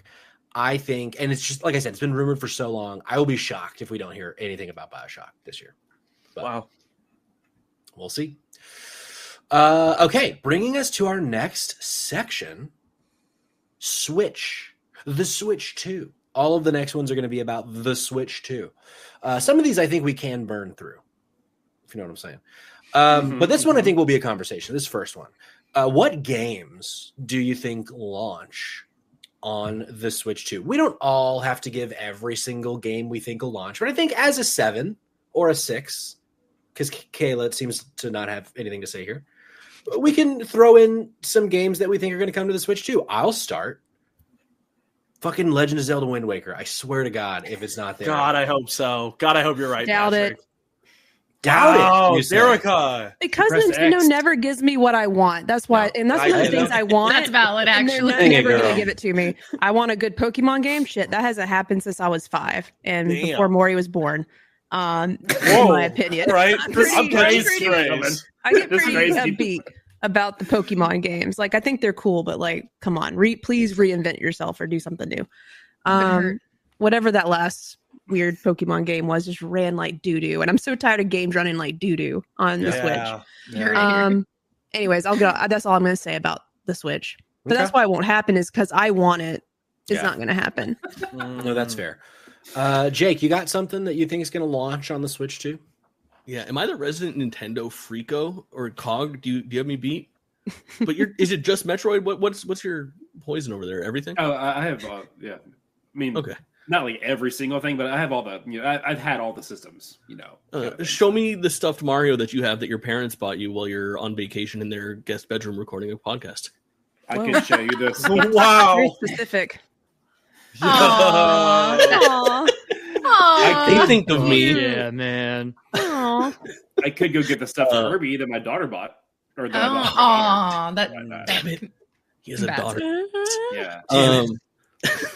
Mario, listen, 3D Mario. I rant about this all the time. It's one of my favorite things to rant about is Nintendo theories and stuff like that. But rumors floating around for a long time that the Mario Odyssey team was working on a Donkey Kong 3D game, and then it started to seem like they were working on a Mario game. And as those franchises start to intertwine now more than maybe ever with the Mario movie, it's possible that maybe we get a 3D Mario game that Donkey Kong features in heavily, and it'll be the first time that if it hits that launch day, that a Nintendo system launches with a 3D Mario game since the first ever 3D Mario game on the Nintendo 64, which is unprecedented times. And I just anybody wants to make a bet, I'll dress up as Mario easy, but I already planned on doing that. That's my secret. I needed. So I kind of don't expect it to launch. Yeah. With Switch 2. And I think that's a common thing of like, it'll probably be like a few months later, because that's how it was with Odyssey. It was 6 months or something. Yeah, something like that. Jordan, you got something? Yeah, I mean, I think the obvious one is Mario Kart 9. Sure. Being like the one that they showed in the trailer, but I'm going to go put a little twist on it. I think that they're going to launch by adding some more to the Nintendo Switch Online, because that was one of the first things they confirmed was that your subscription and all like your login and stuff would carry over, or like your Nintendo account, however you want to phrase it. So I think that that's like one of the incentives for picking up the 2, in addition to just being the new system, is, hey, now we've got some maybe GameCube games on the Nintendo Switch Online, maybe including Wind Waker. Maybe they just say, screw a remaster, you're just going to play the old one and be happy with it. Here's my thing about Nintendo Switch Online GameCube, because in certain podcasts in the past, I have predicted that happening, but I don't know anymore. I'm starting to think that we're not getting GameCube Online because they just keep porting the games. Like, we're getting better versions of the GameCube games because they're either remaking them, like The Thousand Year Door, or like ideally Wind Waker, by way of the Wii U remake. But because there's only so many GameCube games that would be worth putting on something like Nintendo Switch Online, right? Sure. I mean, they pull so many out of the woodwork for all the other ones, though. Like Japan exclusive games that are on the Game Boy Advance, and like, you know, you go to like the SNES one, and yeah, they got the bangers. They got the Super Metroid and the Super Mario World and the Mario Kart and the Link to the Past, and then they've also got like, you know, Jeb Punches Bob 3. I don't know, like there's like so much random that I didn't even heard of in my life. That is a good point. And Kayla, just to clarify, I love the GameCube. Don't get it twisted. I think most of the games that in the grand scheme of Nintendo that matter from the GameCube have been either ported or remade in some capacity. I'm just upset for what they did to my favorite game of all time, Super Mario Strikers. I'm just a hater right now because of what they did. Have we had a Smash Brothers game on Nintendo Switch Online? No. Mario Super Smash Brothers 64 is like one of the really big first-party holdouts, depending on how you look at Donkey Kong Country 64. Okay, because that was like, well, that's a big, you know, missing piece of the GameCube library would be Smash, but I don't know. Like, I just think there's no way the Switch Online's online functionality is mediocre at best. It is not very tight, and I just can't imagine them cannibalizing what would be absolutely incredible as a full price release. Would be like just a light touch up of Melee online with full online functionality. You have to have your wired in connection, rollback netcode. Like, we ruined our chances for GameCube Virtual Console the moment we started spending $40 on Metroid Prime Remaster and $60 on Thousand Year Door Remaster. There's no way. They're Disney vaulting us right now. They're going to get us every single time. Yeah, wow. I don't disagree. Maury, just saying. Well, shit. Yeah, I get it. Maury, what about you? Anything in the tank for you for the Switch 2 launch? Yeah, I mean, I think it's a fairly obvious answer, but I think you'll see Metroid Prime 4 Beyond. Beyond. And I'm so excited to see that title. But I also think there's a chance you see a Fire Emblem title launch with the Switch, which would be really exciting for me. Like a new one? Yeah, I think so. Okay. I think so. I think there's a chance. I'm not fully in on it, but if I'm not mistaken, the last title that they released would have been Engage, which was 2023. So there's a chance that they've been cooking. It might just be like a remake of an older title, one of the older games. I'd love to see like Radiant Path from the Wii make its way onto the Switch 2, something like that. But okay. Yeah, we'll see. Because I was looking at that myself actually, because I was like, ooh, what is their release cadence for the Fire Emblem games? And like the one before Engage, of course, was the Seminole, 3 Houses. Shut up, Jake. Yes, there's grooming. We're not talking about that part of it. Jesus. Fuck. I'm not even going to try. Never mind. But there was like 4 or 5 years in between that one and Engage. So it may be too soon, but I would love if I'm wrong. I would love for you to be right on that because I love a Fire Emblem. No, you're totally right, though. It was a decent gap in between them. Did they release any of like the remakes or remasters in between those two? I thought there was something. Am I totally off? They ported the original for like Got a $20 or $30 price tag. And they also had the Fire Emblem Warriors games that kind of like have a similar cadence, but they were like kind of in between. Interesting. But, yeah. Okay. Cayman, how about you? And anything on the Switch to close out this topic before we move on to the next one? Any games that we've not said or that we've said that you're expecting to come to the Switch 2 at launch? Well, you know me. I always bring curveballs with me. Yeah, you do. I'm expecting that we're going to get a new F-Zero game.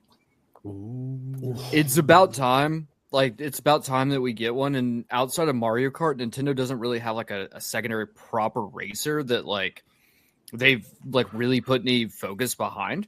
And so I definitely think with the Switch 2 and with kind of the big rise of like the fact that people are getting back into racing games again, with like how like successful Forza's been, and with like the Hot Wheels game being like popping the fuck off.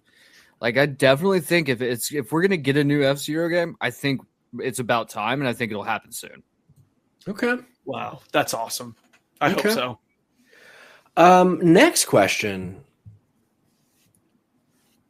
There's a twist in Mario Kart 9. People have been saying they've been talking about it for years. Spotlight Games podcast started 3 years ago. 3 years ago, we talked about the twist of Mario Kart 9, and we still haven't gotten the game. It's coming. It's like coming. We will be when we see Mario nude. Yep. Because that is the twist, is what you're insinuating. Okay. That is, it's well established. And yeah. I'm pretty sure Miyamoto himself went on Twitter and was like, "You were cooking again, boys. You did it again, boys. He's nude. You got us again, boys." And we were like, "Well, we called Activision getting bought out by Microsoft, and we called Mario being nude." And you know what, Mr. Miyamoto, because we're friends, okay? Yeah. Okay, for we're sure. friends, okay. It's okay to be nude too. We're gonna get a cameo by Miyamoto himself, fully nude, cheeked up, just your playable character, it's crazy, fully nude, if we don't cheeked get up, that, Miyamoto. If we don't get that, I'm gonna be disappointed. Jake, do you have any thoughts on, you just outed yourself as a little Nintendo freak? What do you think about the quest? Listen, we had an emergency podcast on Spotlight Games, one of the drop-in, drop-out network podcasts, of course, when the Switch 2 was announced. And we went in depth on my Mario Kart 9 iceberg. But I really love reiterating this. It's one of my favorite things to kind of theorize about. And I talk about it on my streams all the time. And I've thought for a long time that there is a very big missing piece from Nintendo events, and as far as like Nintendo announcements go, since the culmination of Sora being revealed for Super Smash Brothers. I think Mario Kart 9 is going to have a huge emphasis on guest characters from outside of the Mario franchise, even more so than the Splatoon and Zelda and Animal Crossing things that have shown up, to the point of I think we're going to see Solid Snake and Pac-Man and Joker from Persona and Crash Bandicoot pop up in this game, and they will get back to those big reveals of who is the next big collab, what is that DLC pack, what are the courses. They already kind of tested the waters with Mario Kart 8 DLC. 9 years after that game first came out. I think that they know that game can be supported in a very big way as a live service game, and I think they're going to double and triple down on that this time around. So my guess is that this is almost going to be like your Super Smash Brothers Kart, and I think it still gets the Mario Kart title because I do know that that's such a big deal. But Super Smash Brothers is no slouch either when it comes to like brand notoriety. I don't know exactly what it'll be called, but I don't think that game is called Mario Kart 9. I think it actually could be Mario Kart 10. Yeah, there have been rumors in the streets that maybe they jump to 10. They need to add Samus. Like, I think that they for 8 they had you could dress your Mii up as Samus. Yeah, but they didn't actually add Samus, but they added like you said, Splatoon and Link and 14 different Goombas. I don't know. Come on, show some love, show some respect to the goddess. Sure, that's all I'm gonna say. Okay, that's all he's gonna say, folks. For the rest of the episode. For the rest of the year. All right. If you keep acting the way you've been acting. I'm just kidding. Launch month. That's another question that a lot of people have thrown around. Do we think this is summer? Do we think this is fall? Do we think this is tomorrow? Maury, do you have a guess on which month the Switch 2 is going to come out? Yeah, I know that on our little late night Spotlight Games stream where we talked about when it would release, I gave a month. Don't remember what month I gave. Oh, sure. So, like, we're going to call it a year, and I'm going to say September. Okay. Yeah. September. Yeah. Cognitive. Do you have any thoughts on when the Switch 2 might launch? What month? I do. Again, we did discuss this briefly during the emergency podcast service, but I think that I'm looking at like a June, July. Especially because by then, I think that the in-person events start just after the second direct. That's going to be in April. So that gives it like, 2-3 months, people to get their hands on the sticks and like these little, in-person events. And then they drop them like the full release and they keep going with those live events for a little bit longer after that. Just people that are on the fence can come to those events and get convinced to pick it up when it's already out as well. So I'm looking at early summer. Okay. Jericho, we haven't heard from you in a minute. You got in big money on the GTA 6 month release? The Switch. I think it's going to be. I think they announce and it comes out pretty soon, like a month later, if not, say, the next week. So April, May. Okay. I tend to agree with you. I don't know. I think April might be a little early. I think May, though. May feels good. May and June is kind of where my head is at for that. I just feel like fall's too far away. I think definitely. I get it. I don't. It doesn't seem like you do, though, Maury. Hey, if there's one thing you're going to learn about me here at Drop In, Drop Out, I like a ballsy decision. Yeah, you do. Yeah. It's got a lot of payout. Remember we're taking for the Switch in general, like when it was announced and talked about how long did it take to come out. I don't know if anybody here knows, and we won't have time to probably look it up. But I think it was like I think the first reveal was in like October, and then like the big trailer was in like a January, and then it dropped in March. Okay. But you wouldn't be too far off by saying it's going to be like closer to the direct than not. Yeah. Okay. Next up, only a couple left in the Switch category. We're talking money now. We're talking money, honey. Here comes the money. Money. Sorry, Greg. Copyright infringement. Well, Maury. Actually, you say you don't want to talk about this specifically in this doc that I'm reading. Jake, let's start with you. Money. Switch 2. Give me a number. 400. 400? Yeah. Does anybody think it can be higher than 400? No, they better not. No 450 max. A version higher, but I mean the OLED is 350 on shelves right now, January 30th, 2025. They got to go higher than that. Like I think minimum 400, right? Yeah. I'm thinking no higher than 450. But probably more. Yeah. I mean, my thinking is if you go higher than 400, it's got to be real fucking close to what. And it better have an OLED screen. That's all I'm saying. Yeah. Or have a version that version has to have an OLED screen. Like I don't think there's going to be two different pieces of hardware, but man. If it's any more, I'm gonna be mad. Yeah, I know there've been a lot of like analysts questioning, like, will the global economy cause the Switch to be a lot more expensive than we think?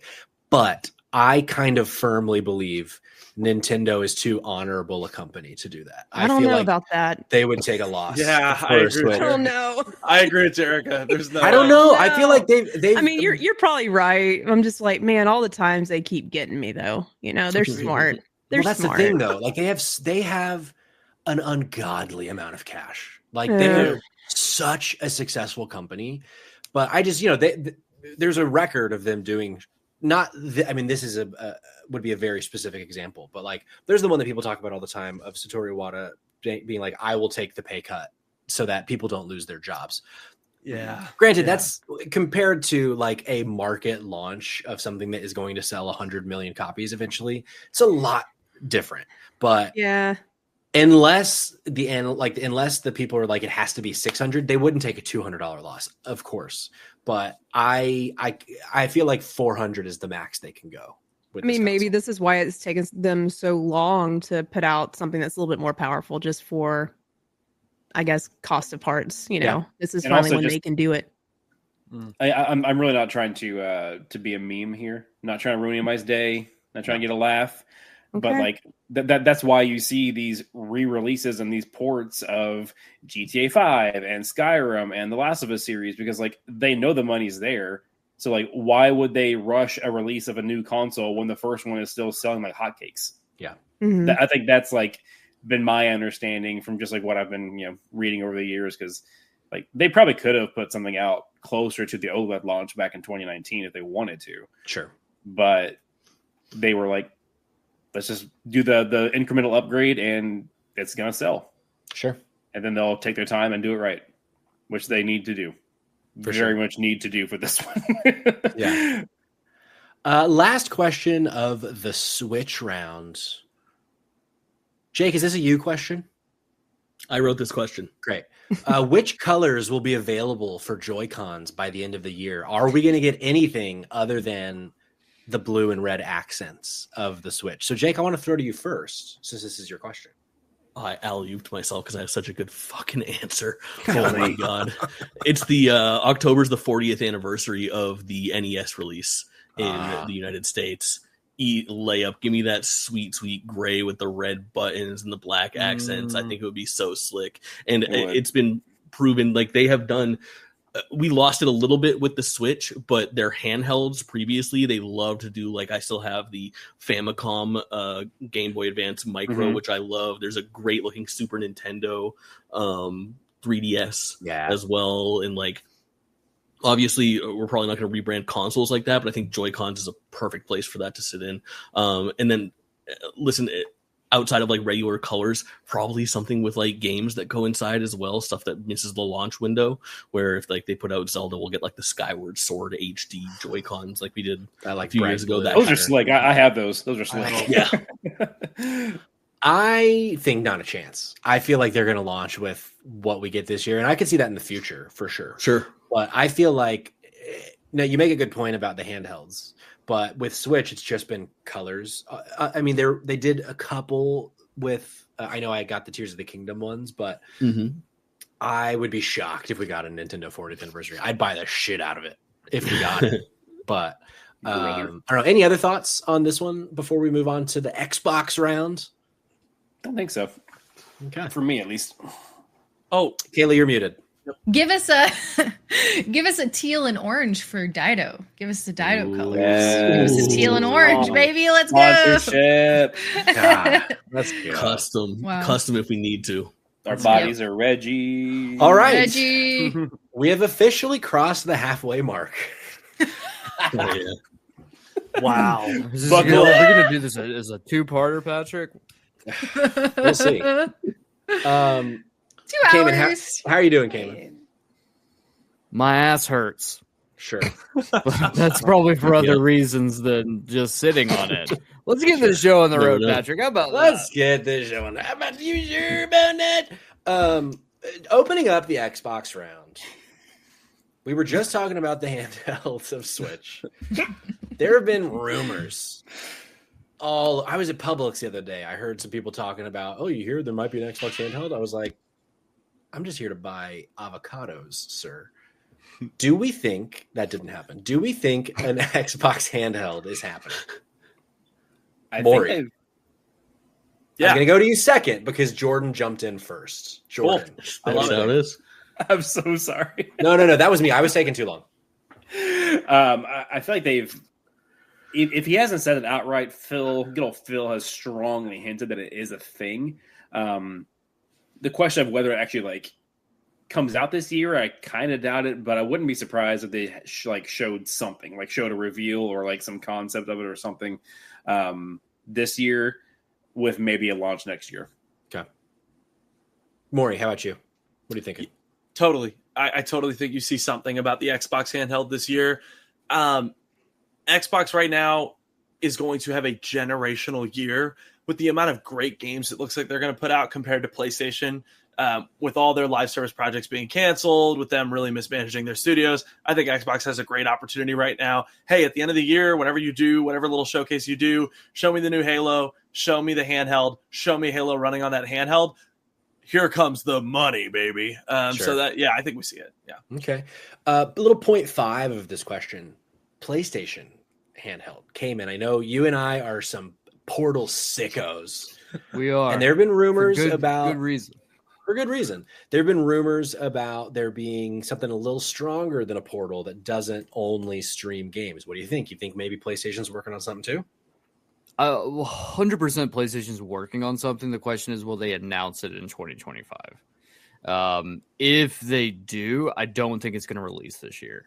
Sure. The turnaround between the Portal and now, I just don't think there's been enough time for them to be able to really test the market out the way they want.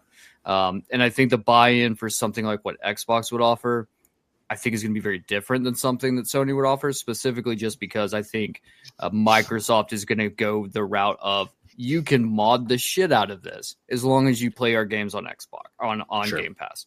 Whereas Sony's going to be like, this is a first-party thing. If you fucking jailbreak it, we will come to your house and crush your kneecaps. So I think because of that, I think Sony is probably going to be way more trepidatious when entering this particular market, considering that the Vita kind of imploded on itself. Well, maybe not really imploded on itself. The Vita was just never supported.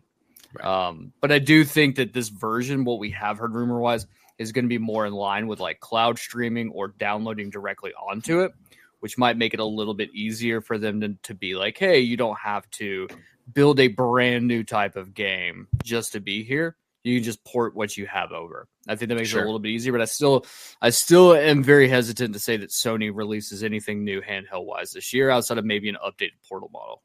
Yeah. Now that I could see an updated Portal model for sure. How about sticking in the realm of Xbox? They've been in the news nonstop the last couple of years with their acquisitions that they're doing. Obviously, last year, or was that 2 years ago now with Activision Blizzard? Was that 2 years ago? Yeah, I think so. Oh my god, might have been even longer. I don't know, but it's been at least 2. It dragged on for 5. Golly. Well, Jerica, where's your head on this? Do you think we get any big Xbox acquisitions, or do you think they're done for now? I think they might be done. I think just leaning into how last year went for them, I think they might have caught the Pokemon they've wanted, sure. so to speak, to help boost Game Pass at least, and then with all the games that are potentially gonna slowly come out to other various locations, other platforms. I don't know. I'm starting to thinking on the opposite now. Maybe that is their business now, where they are buying up what they can. Sure. So they can have compelling reasons to pay for a subscription versus going and buying the game. If there were more, I don't know. Give me an idea. Who could they get next, and would that compel me to subscribe to Game Pass versus just buying that game on my PlayStation? Sure. Who else could do that for me? I don't know. Yeah, I mean that's Naughty Dog. It's back and forth. PlayStation's hell no. We will die with them. Yeah, I mean it's interesting because they have the money to buy literally anybody. They can fucking buy PlayStation. It's Microsoft. They have virtually unlimited funds. They could buy me. Yeah, I'm an Xbox. Yeah, you are, and they can. I don't know. I do kind of agree that they probably are done, at least for the time being. But then there's people like Ubisoft that are just like begging to be bought. Is that where you were going, Maury? Well, dude, that's what I was going to say, is that if anything gets bought this year, it's Ubisoft, right? But beyond that, I think they do have all the money in the world. Patrick, you're correct. But I think that the reason why you're seeing this major push now from Xbox to put their games on other kinds of consoles and platforms is because Microsoft came in and said, yo, you bought that Activision Blizzard, you bought Call of Duty, and we're not seeing the return on investment that we thought we would. So I think Microsoft has totally cut Xbox off from the pocketbook. I don't think you see them buy anything. Not until Game Pass becomes more profitable. And maybe as they start to sell these games on more consoles, maybe you see them begin to make acquisitions again. But I think first you have to see their major push of pushing their first-party titles to other platforms before Microsoft opens up their pocketbook again for them. Sure. Yeah, I like that. I don't disagree. Cayman, you were one of the most vocal people I knew about the Activision Blizzard acquisition. What are you thinking? I mean, you probably, my guess is you think they're going to keep buying people up. I think you're all wrong, and I think you're approaching this from the wrong direction. Maybe specifically the wrong market. Xbox is fine in the US and the UK for the most part. Xbox has been making a huge push over the last couple of years to be in the Asian markets, and they're not. They're not. That's why they're having to announce these fucking JRPGs and shit during their developer directs, because no one in Japan or in Asia wants to play a fucking Xbox game. Sure. So they're going to buy a studio like Platinum. And I can promise you it's going to be a big Japanese developer. And they're going to come in and say, like, we told you that we support our Japanese audience as well. And then, but look, like everything Microsoft has to do, they have to buy it because they're not talented enough, apparently, just to do shit on their own. And I said it right there. So just keep buying people. It came and I hear you. And fuckers, damn. He finished that shit strong as fuck. Cayman, I like where your head's at, but they sold the Hi-Fi Rush developer. They had a developer in Japan, and they sold it off. They got rid of it. Tango's very different than a developer like Platinum that makes games that are big in Japan.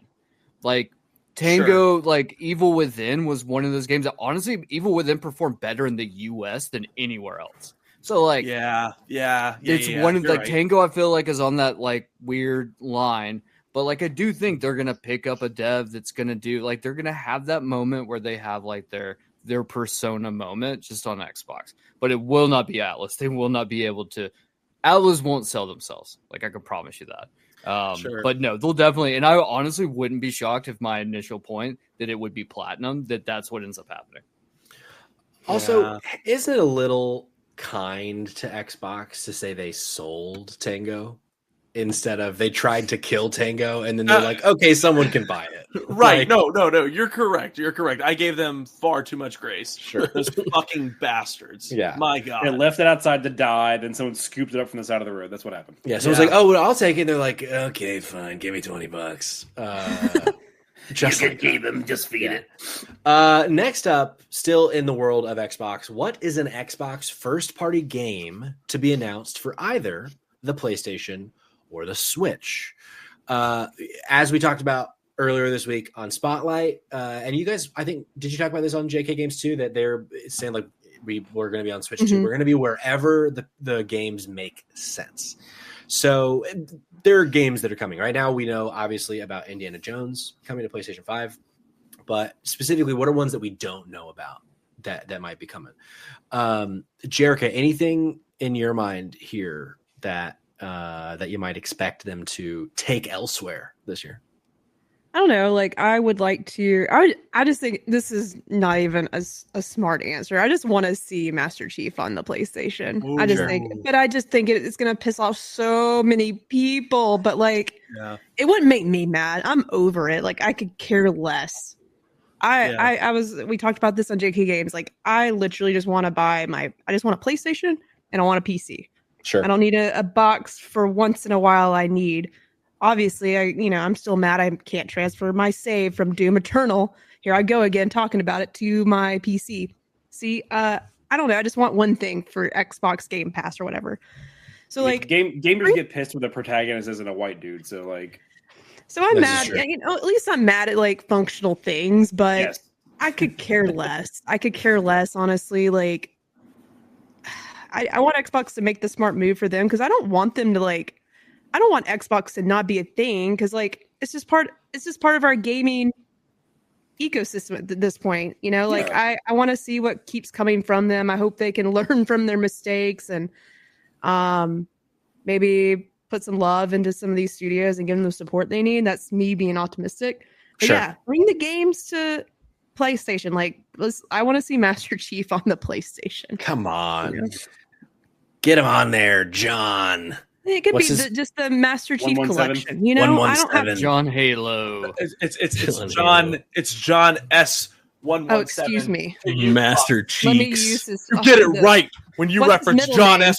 117. What's John the S stand Steve. for? Right. Steve. It stands for Steve. Steve, for real? John Steve. John Steve. Okay. John Steve Halo. Ironically enough, his actor is named Steve Downs, of which I have a picture with and a signed picture of. So that might be true. Kilimanjaro.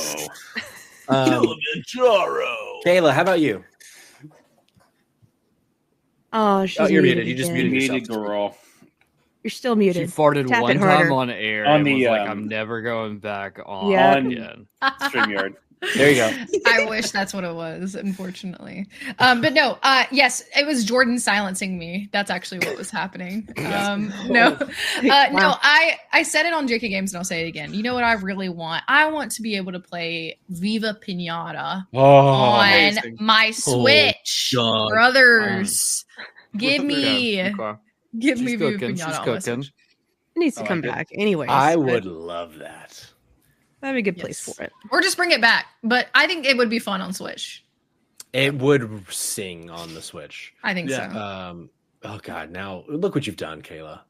Now that's all I want. What's the rare game that they've been sinking time and money into and have nothing to show for? Sea of Thieves? Wait. I on the other forgot one. about that game. I know. Whoa. No, That no, was no, no, no. I know what you're talking about, though. What was Worst favorite game of all time. in the woods. Yeah. Magical. It's like one good word. It's come on. Somebody here. I'm We got looking it 7 gamers. It's like Everwild. Everwild. Good shit. I Jericho. need that so bad. I need it. I don't know. I think it's vaporware at this point. I think you're. Either way, take the people off that. Make them at Viva Pinata. Damn. My life is Yes. just overrun with video games. What the fuck is Everwild? When you see Everwild it, you'll was be like, announced. "Oh yeah," but I did Oh, forget like about it for a 7 second. or 8 years ago at when Xbox was still doing E3 events So as like long. this is what Rare is working on their big follow up to I don't know fucking Cameo Elements of Power whatever they had done before that. Need that for the Yeah. 360. Oh yeah, I remember I played this. on it. You'd know it if you saw it. You'd see like a Yeah. weird like deer-like creature with antlers and like some cool environments. I mean, and I it mean, means it's just not been It's talked me about. and Jordan shit, creepy animals, you know, There we wander go. in the forest. Oh yeah. This game ain't happening. You would know No it if way. you saw it for sure. No. This is a Jordan game for sure. Yeah, I remember now. If I've 100%. ever seen one. No way is this game ever happening. Closing out the Xbox topic, will this be the first year in maybe ever that Xbox has a game of the year nominee? Maury throws his hand up quicker than anybody else. My God, yes. And I'm gonna make an even ballsier prediction. 2? That's what I came here to do. You're gonna see 2 Xbox titles Sure. make it to the game of the year. What is that? What is that, Jericho? Well, I just Is that saw a this, and turd? I'm like, it always reminds me of ball sacks. It's my pad for my wrist. I have a cushion for every Why- part of my body. But wait, why then? That reminds you of a ball sack? Yeah, because like when it's folded, and I'm always playing with Okay. it. Okay. Now Patrick, I she's see. into women. Like a Okay. ball sack? I was about to say, I mean, I don't know about that. Yeah, I don't know. I don't want to make It's any been a assumptions while. about your past. It's been a long Jericho. time, if you know what I'm But, saying. yeah. If you know me, Yeah. but I've Yeah. been there. It's just been a long time. Sorry for maybe Okay. the one that I'm- I've encountered Gotta get me was out. different from the rest. You gotta get me out. This You poor gotta guy. get me Someone get a doctor for whoever that is. I'm so sorry, Maury. You gotta let me go. It was Maury? Maury? My No, I virgin said ears. sorry, Maury. It was Maury? No, My virgin ears. Don't get me in That would trouble. be a That's a long time legendary ago. reveal. I interrupted him. I'm sorry. Nice. Wow. No, it's Jericho. I appreciate you showing us your ball sack cushion on screen. Yeah. Don't even know what to do with all of it. There's a lot moving. Yeah, a lot of fondling. There's a lot of fondling. But no. Ball sack cushion in bio. Ball sack cushion. Link in the bio. Amazon storefront. Fucking Christ. We're never gonna see the end of episode 1. No. It's the fun that never ends. I do think we see 2. I think we see 2 this year. Give it to me. Doom: The Dark Ages and South of Midnight. Okay. My gut says more than one of those. I can't say which. Avowed. Avowed's getting a lot of hype. Wow. With I would agree. previews specifically. Yeah. But I don't know. We'll see. What about Indiana Jones? Will it sneak onto because it released after the No. cutoff? Interesting. I love it. No, I think not. I also don't think any of the games that you guys just mentioned from Xbox are Game of the Year material based off of seeing trailers for games that are like 3 months out. Sure. Wow, really? I think they look good. I think Avowed's got some sauce. Wait. It's got You the think sauce. you think the Dark Ages is going to be an 8? Like a 7.5 to an 8.5 Wow, that's a ballsy prediction. Someone So a put that in. 7.5, kind of like Ghost of Tsushima. 7.5. It's gonna be better than it's gonna be better than Ghost of Tsushima. Save it. There's a whole ghost topic. You can get your bullshit opinions out there. Okay. Anybody else? Any other thoughts on a Game of the Year? Cayman, you thinking this might be the year of Xbox or no? Yeah, I think they got at least one in them. And if not one, then they'll at least get a pity vote at this point. They've spent too much money to not get a pity vote at this point. Sure. I think Fable. I'm really wanting to set the precedent now that like I have a distaste towards the last 10 years of Xbox because it hasn't been great. And I feel like we've really hyped them up way more than we should. Sure. So, you know, not wrong. I'll say it. I'll be the one who has to say it. I'm sorry. They have proved nothing over the last 10 years other than that they know how to spend money. They just don't know how to use that money to spend it wisely. They have nothing to show for it. So, like, yeah, I don't know. I hope they have one game, but it's which one is it? I don't know. Probably Forza. Maury, I have a question for you before we move on. You were really shocked at Jake saying it's between a 7.5 and an 8.5. That's almost exactly where both previous Doom games have lived. Do you really think that this one could be a 90 plus? I totally believe that. I think that they've taken every single. I'll say this: 16 is bare bones. It's great. It's fine. It's a great Doom reboot. Awesome. Eternal, like I played all the way through it. I think a lot of people got thrown off by what did they say? You're a fighter jet flying through the air. I think a lot of people that was overstimulating as fuck. I think by bringing it back to boots on the ground, you're getting back to the stand and fight. Yes, that shit. Like, and the atmosphere. Like, dude, the moment I saw that cape hanging off the Doom guy, if that's not a 9 out of 10, I don't know what is, Patrick. I don't know what is. Okay. I think it gets a 90 or above. Okay. Especially if they introduce the Doom woman. That's a joke because it probably would cause it to tank. You know, Doom lady. Would love What is in the Middle Ages? A Doom Slayeress. You know, Virginia. Oh love that. yes, please make it woke. I would be so happy. God, I would love to please, see a Doom. Has there ever been a Doom woman? No. A I Doom don't think lady? there's a layup right now. Does he The have women a don't daughter? exist in the world of Doom. Dude, Is my can understanding. Doom man have children? Unfortunate. There's Samus. females in the world. They're just set dressing, unfortunately. Okay, makes sense. Makes sense. Damn. We can't Believe be everywhere. Doom guy Strong Not female if he's characters. sterile. Yeah, Oh. that's true. Okay. He's shooting a lot of things, and Blanks is one of them. Let's move on to PlayStation. Let's start with you on this one, Jake. Will PlayStation cancel any other live service games this year? Part of this question comes from the recent news of them canceling 2. So they're working on more. Marathon's there's more to one. cancel. Oh, that's the one. That's the one. You think Marathon's going to get the... Bungie's in a bad way, man. I feel like they were brought on here. They were brought on to PlayStation. Listen, I'm a PlayStation fan. I'm a Destiny 1 fan. I played a little bit of Destiny 2. I fell off. They were brought on to PlayStation to help them with their live service games. And at the same time that they decided to do that, they stopped being capable of like efficiently producing their own live service game while simultaneously working on another one. I think there's trouble in paradise over there. Whoa. I agree. Whoa, Jerica agrees. More is losing his mind I'm now. pulling this up now. I'm pulling. This is why I took off. I'm not trying to put a studio in its like grave. I'm not. How I'm saying. I'm just really speaking to like how it feels to be a Destiny player right now. Like, yeah, I took off like 2 weeks to play the final shape because I have a feeling like this is a end of a 10-year cycle. I have a feeling that this is gonna. I have a good feeling that it might be over. That's how I feel. Yeah. So I put so much time into it because I feel like this is the end. And just pulling up like some discussion, like Destiny 2 had its lower player count just like 2-3 months ago. And I'm always a good sign are people invested into this, I know we're talking about, Marathon, but like in Destiny, I haven't played in months. And really, there's not a reason for me to go back to it until this dungeon drops. And then I don't know if I'll stay on it. I want to do this dungeon with my friends, but that's pretty much it. So I don't feel good about it. Damn. Unfortunately. Go ahead, Jordan. I think the only other one I can think of off the top of my head is Fairgrounds, which that's getting shut down. Fair games with a dollar sign as the S. That's what I said. You heard. You misheard. Yeah, that's on us. That's on us. You're right, Jordan.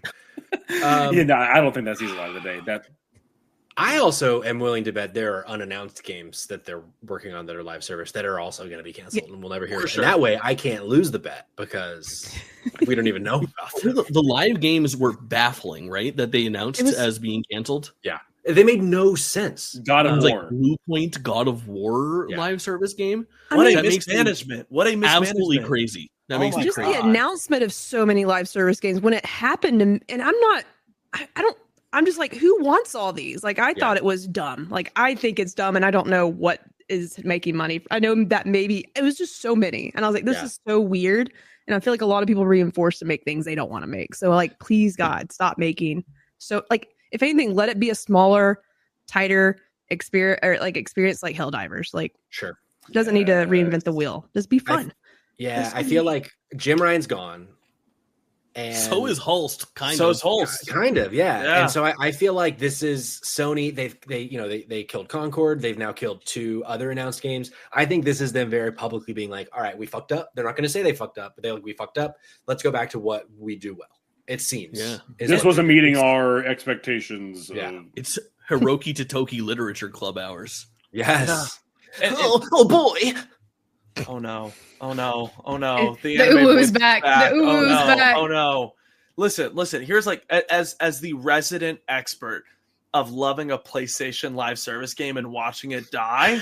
like if anyone here can speak to it, I can. I'm devastated. Stars. What in the world were they thinking? They made PlayStation an isolatory ecosystem for over a decade where their bread and butter and all they made were single player narrative adventure experiences. And then they're like, yeah, here's 10 live service titles. Like, what are we doing? The audience for one of those games is already going to be so small. And then to ask that live service audience to split their attention between 10 different games is insane. I think Fair Games goes. I really hope Marathon doesn't because Bungie has been like integral. So. I don't want it to go either. I don't because I think if any of them were going to succeed, it's going to be that one because Bungie knows how to make a fun multiplayer shooter. Totally. But everything that we've seen coming out of the conversation about Marathon has not been comforting. So sure, I do agree with Jerica, and I'm sad to say that. So we'll see. R.I.P. Speaking of first-party games of PlayStation, will PlayStation release any unannounced first-party games this year? The thought being last year, Astrobot we didn't know about, and then that came out by the end of the year, and they announced it last year. Jake, I see you shaking that head of yours. Yeah, listen. This is a little bit of like your boys got a little bit of information if you paid attention last year, and I feel like when I say it, everyone's going to go, "Oh yeah." We're going to get Venom this year. Oh yeah. I tried. Oh, yeah. See, nailed it exactly. And that's whenever you cheer bits on our channel live, you're going to hear that sound. Yep, perfect. I mean, was that one of the leaked games? Insomniac, for all intents and purposes, they're Miles Morales this time around that uses the Spider-Man 2, engine and sort of is like I always call them like the Sony pseudo sequels. They've been doing them since Ratchet and Clank back where like Quest for Booty was one of the first big examples of it. But your Spider-Man Miles Morales or your Uncharted Lost Legacy or Left Behind for Last of Us. Oh, I thought you were calling it Left Behind, Uncharted Left Behind. Uncharted Left Behind. And making a joke. It was sort of funny too. No. I think Venom probably comes out for $50 or $60 and is probably somewhat of a banger. I bet it would be a banger. Do you think the death of Tony Todd can change that at all? Like, no. Serious question. Yeah, I don't know. Like if they hadn't recorded his lines and stuff and his mocap, did they recast? Yeah, it'll be dedicated. He'll have a line in those. Sure. I mean, obviously they wouldn't cancel the whole game because of it, but I could potentially see that maybe delaying it potentially. Nah, I gotta say though, I will play anything Insomniac releases. Correct. You saying that we're gonna get a Venom game could not make me less interested. Like I just don't. Wow. Yeah. Interesting. Yeah. You played Spider-Man 2? I have. I really liked it. It makes sense though. Like as soon as we finished, I was like, "There's going to be a Venom. I could see a Venom game." Sure. Yeah, with the way it was left, for sure. Absolutely. That box art's going to go so hard. Oh yeah, it is. And what a slam dunk! I would like to see their interpretation, like on that, because they always. That's what they. Oh, Maury's doing something. Just remembered I got 19 inches of them. 19. Right here. Yeah. Yeah. Sorry, you did it. No. I like to see what they do with the story, anyways, and like that would be interesting. Cayman, you're the beefiest Sony pony I know. Hop on the horse. Let me know. Bloodborne remaster. Ooh, Bloodborne remaster. I like it. Wow. Here's the thing. People are going to say Cayman is not going to happen. I don't think it's going to be like a remaster. It's going to be a remaster, not a remake. I think that's the important thing here. I think it'll look better, but I don't think it's going to be like Demon Souls kind of level remake. I think the reason I bring this up is the Hunter showing up in Astrobot through in the fact that it wasn't just that he shows up in Astrobot, but that the character was a pre-order bonus. So Sony knows who they're trying to get. They know that people want Bloodborne. And the truth is, I know what Shuhei said about how like Miyazaki was like so in love with Bloodborne that like he wouldn't want anyone to touch it. I think that was a red herring. Like I think Sony's just been kind of hanging out on the IP for a while, thinking like, do we want to do Bloodborne 2 or do we want to do a remake or a remaster or whatever? I think they're just gonna fire remaster off, kind of like Last of Us did the remaster, like the first one that came out on PlayStation 4. So I think we're going to get one of those mainly just for them. And it'll be one of those where like we announce it during like the big reveal at the end, like a one more thing moment at a state of play. And then it's going to be like, it's coming out in 2 months. And it's like bing, bang, boom. And then there you go. And then it gets nominated for Game of the Year. And we're all like, what the fuck? Are we doing this again? And it's just going to be that, it's just going to be one of those. Sure. I like it. I would love another excuse to play Bloodborne because I never finished my original playthrough. I got so far and then I never went back for whatever reason. Platinum trophy. Yeah. Sure. Life flex. Yeah. No big deal. No big deal. Next one, Maury, I want to go to you first here. Do we see Ghost of Yotei this year? And by see, I mean, does it come out? Are we playing Ghost of Yotei this year, Maury? 110%. And I have good reason to believe that, and I won't elaborate further. Okay. He's accepting no further questions at this time. Jordan, I rudely just threw you into the mud earlier when you tried to talk shit about Ghost of Tsushima. We're back to the Ghost series, so I'm going back to you. Do you think this game comes this year? And would you like to expand on your opinion of this franchise? I'm giving you the floor. It's a fun franchise. Like 7.5 is not a bad score. It's just like, I don't think it's game of the year, game of the century, top 100 games of all time, Spotlight podcast. Sure, top 15, sure. 2 years. It was science, Jordan. Right, 'cause, like, and you can't refute science. It was science. Trust me, I work in science. It ain't refutable. It's no, like it again. I had a lot of fun with it, but I think it was definitely overstuffed as far as the open world was concerned. By the time I got to the third island of the first game, I just did not care anymore. I had chased too many foxes, you know. I had chased too many birds. I'd already done all the samurai duels, which were awesome. They were really, really cool. But I think it's a prime example of a game that looks really, really good until you look closer. Like all the environments, all of this, like, you know, the lighting and the weather effects, stunning. The facial animations were terrible. And then, like, literally water is not a thing. If you try to go into photo mode when you're in the water, there's nothing underneath. You're just floating on top of a photo mode. Come on. It's a fake. No, but like, listen, ask how many times I've one day. I'm not going to do it right now, but don't let me forget this topic because I have something to add to it on another show at some point in the future. I'm sure this year we will talk more about the Ghost franchise. Jordan, I do want to play the second one. Like that looks pretty baller. I love me some Eric. Might be a good time. Yeah. Do you think it's coming this year? Have you said? I don't think I've said. I think it's going to get delayed. Okay. I'll be happy if it's not. Yeah. If we see it, I'll pick it up. Yeah. I was of the mind that this game isn't coming this year, but Maury just seems fucking set. I think it is too. I think this is a part of their lineup this year. And if they don't have what else is going to come out this year? PlayStation has to have heavy hitters this year. Like what else? This has got to be the heavy hitter. That's our bet for this one. Then if it comes out this year, because Kagi's saying no. If it comes out this year, I'm buying it like day one. Awesome. I love that. That's a great bet. And if it comes out next year, you don't buy it day one. Is that the other half of the bet? I don't know, man. Okay. I'm just trying to understand the bet. I'm not here to ruin. I just mean like we love a good bet. No, that's a fair point. I'll think of something. If it doesn't come out this year, the company pays for his copy of Ghost of PS. Okay. Hey, the company. There's a lot of money going out here. Hey, I'm that confident. We don't owe Jordan a penny. Write it off. Yeah. Write it off. Trust me. Okay. Business. Closing out the PlayStation topic, we've seen Xbox bring so many of their games to other places, including the PlayStation. What are the chances we see something reversed? Do we think that we could see a PlayStation first-party studio game on the Xbox in 2025? Maury. Where's your head at? Yeah, absolutely not. There's no shot in hell. There's no benefit to Sony to do that. The reason why Xbox is putting their stuff on other platforms right now is because they spent too much money and they're not making enough back.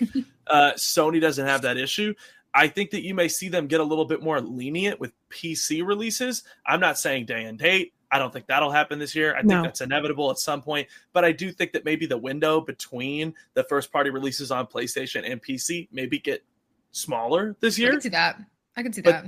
Yeah, but that's it. Is there anybody here that thinks PlayStation would release something on Xbox?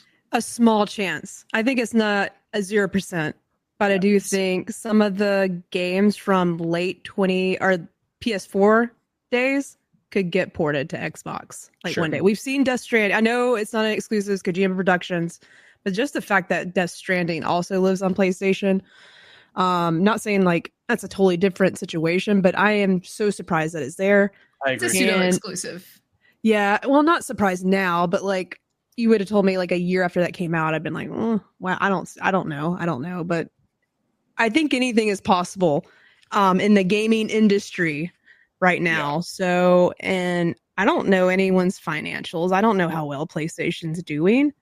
I mean, it seems like everybody's doing bad. Yeah. Everybody's cutting jobs left and right. Are we just preparing for the worst? Yes, we are. But also it sucks that people are not, like, who are we making enough money? Like, I don't know for PlayStation.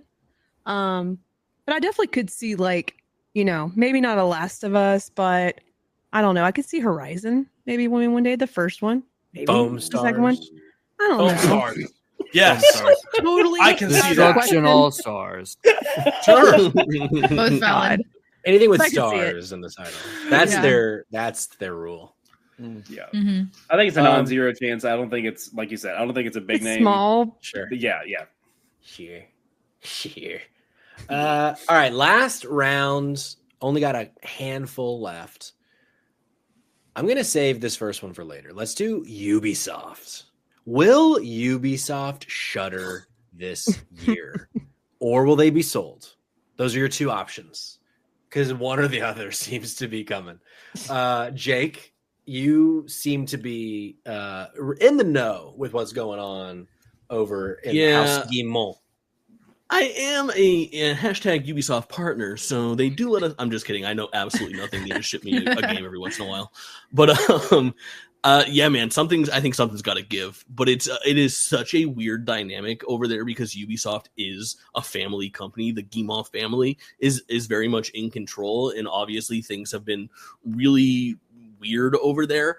My guess is that I think it goes to somebody else in the family. I think Eves is not CEO at the end of the year.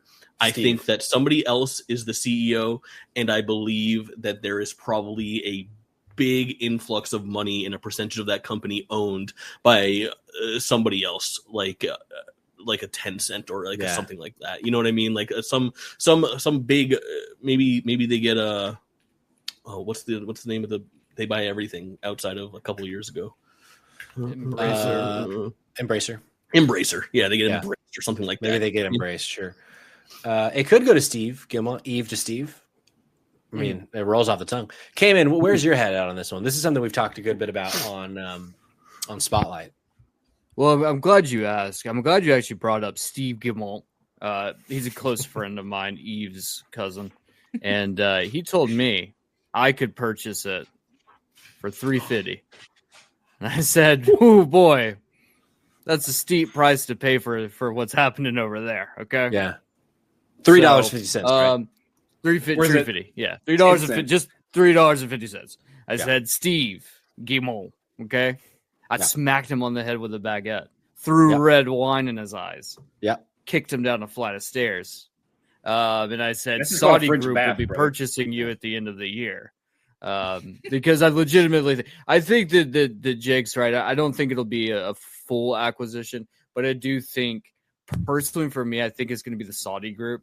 They haven't made a massive purchase like that yet, but they have been creeping around the edges, like just picking up small developers and kind of absorbing little things, not making a huge splash. Because everyone's focused on Tencent right now and being like, whoa, Tencent's getting way too heavy into this stuff. And we don't know if we feel comfortable. While the Saudi group has just been hanging out in the background, just like doing their thing. I think this is the year that they make like a big entrance to be like, yeah, we're $1 trillion company. We'll go toe to toe with Tencent. And then I think at that point, then it's just then we get into like a mech wars where it's like Elon Musk and the Zuck in mechs and they're fighting Tencent mechs. And it's just like a giant mecha corporation is what they're going to be called. Mecha corporation. Do you get the joke? Do you get it? Did you get it? I got it. I guarantee you I won't be alive for that. I guarantee you. I don't know in what way. I do. I'll promise you I probably won't be alive in 2 weeks. So, Doesn't Saudi Arabia own like a startling percentage of Nintendo, like 9 or 10% or something like that? Probably. I think they shaved off part of it recently. It was something weird. Yeah. Huh. They like started buying in and then they backed off a bit. Something strange. Wild. Yeah, wild. Next question. Who wins Fantasy Critic? If you don't know, I said at the top, but in case you missed, we're recording Fantasy Critic this Sunday night live on twitch.tv/dropanddropoutpod. Go to dropanddropoutpod.com to follow all of our socials, including Twitch. Last year on Spotlight, Cayman just swept the floor of everyone here minus Jake and Maury. We didn't know them yet. So it's anybody's game, except maybe Kayla's. I knew. Listen, you guys. I knew you were going to say that, and I've decided that this year I'm not leading with my heart. I'm leading with dollar signs, people. This year, I'm leading with dollar signs. I'm leading with my brain. We're making smart decisions this year. No fun. I'm proud of you. Actually, we'll see. I hope that's true. I would love to be just dead wrong at the end of the year when we recap who won. Maury, do you want to come out and make any bold predictions with this being your first year doing Fantasy Critic? Yeah, I mean, look, I'm just going to say it because no one else is willing to say it. The Dumpster Boy is going to take it 2 years in a row. Back to back. He's going to go back to back. I mean, his knowledge, bro, when he started going off about Platinum Games, I put in the notes, I said, clip it because he's right. Like that speaks to the depth of knowledge that Cayman has. I think the Dumpy Boy, the Dumpster Boy, takes it this year. I think so. Okay. I think so. Jake, how about you? New in here. You think the Dumpy Boy is gonna bolt on a second win? I don't think so. Your boy came to play. Listen, I am the most arrogant person on this cast of 7, and I think for sure. I appreciate that.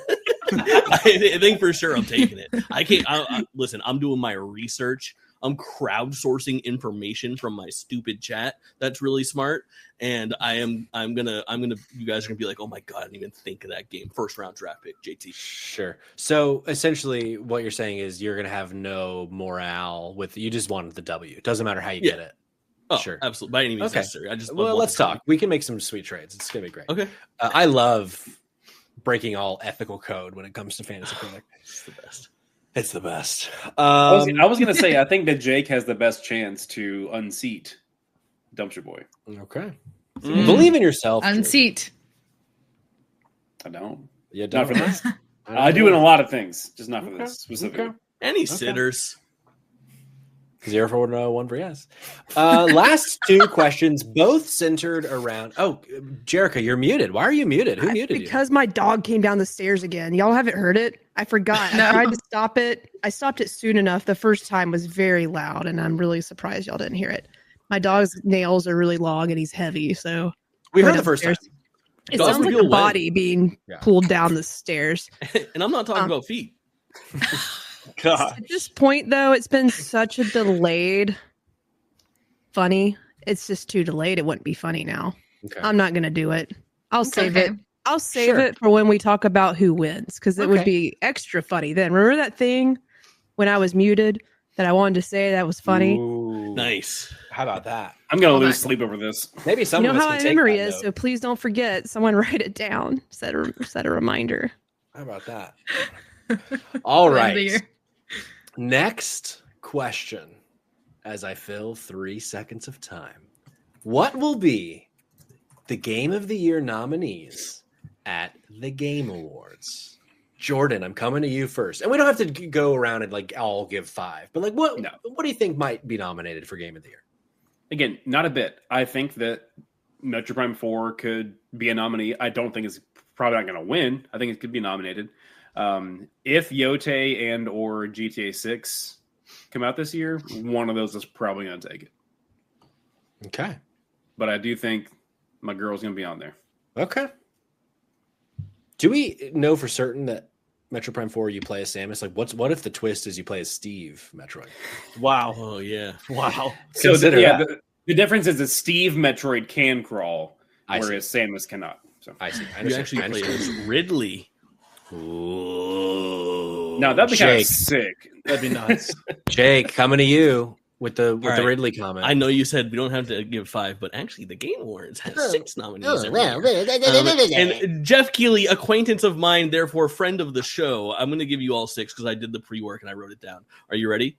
I feel like I nailed this. Ghost of Yotei. You guys have been saying it the whole time. I still don't know how to say it. Yo, whatever. Yo. Yotei. It's Yotei. Yotei.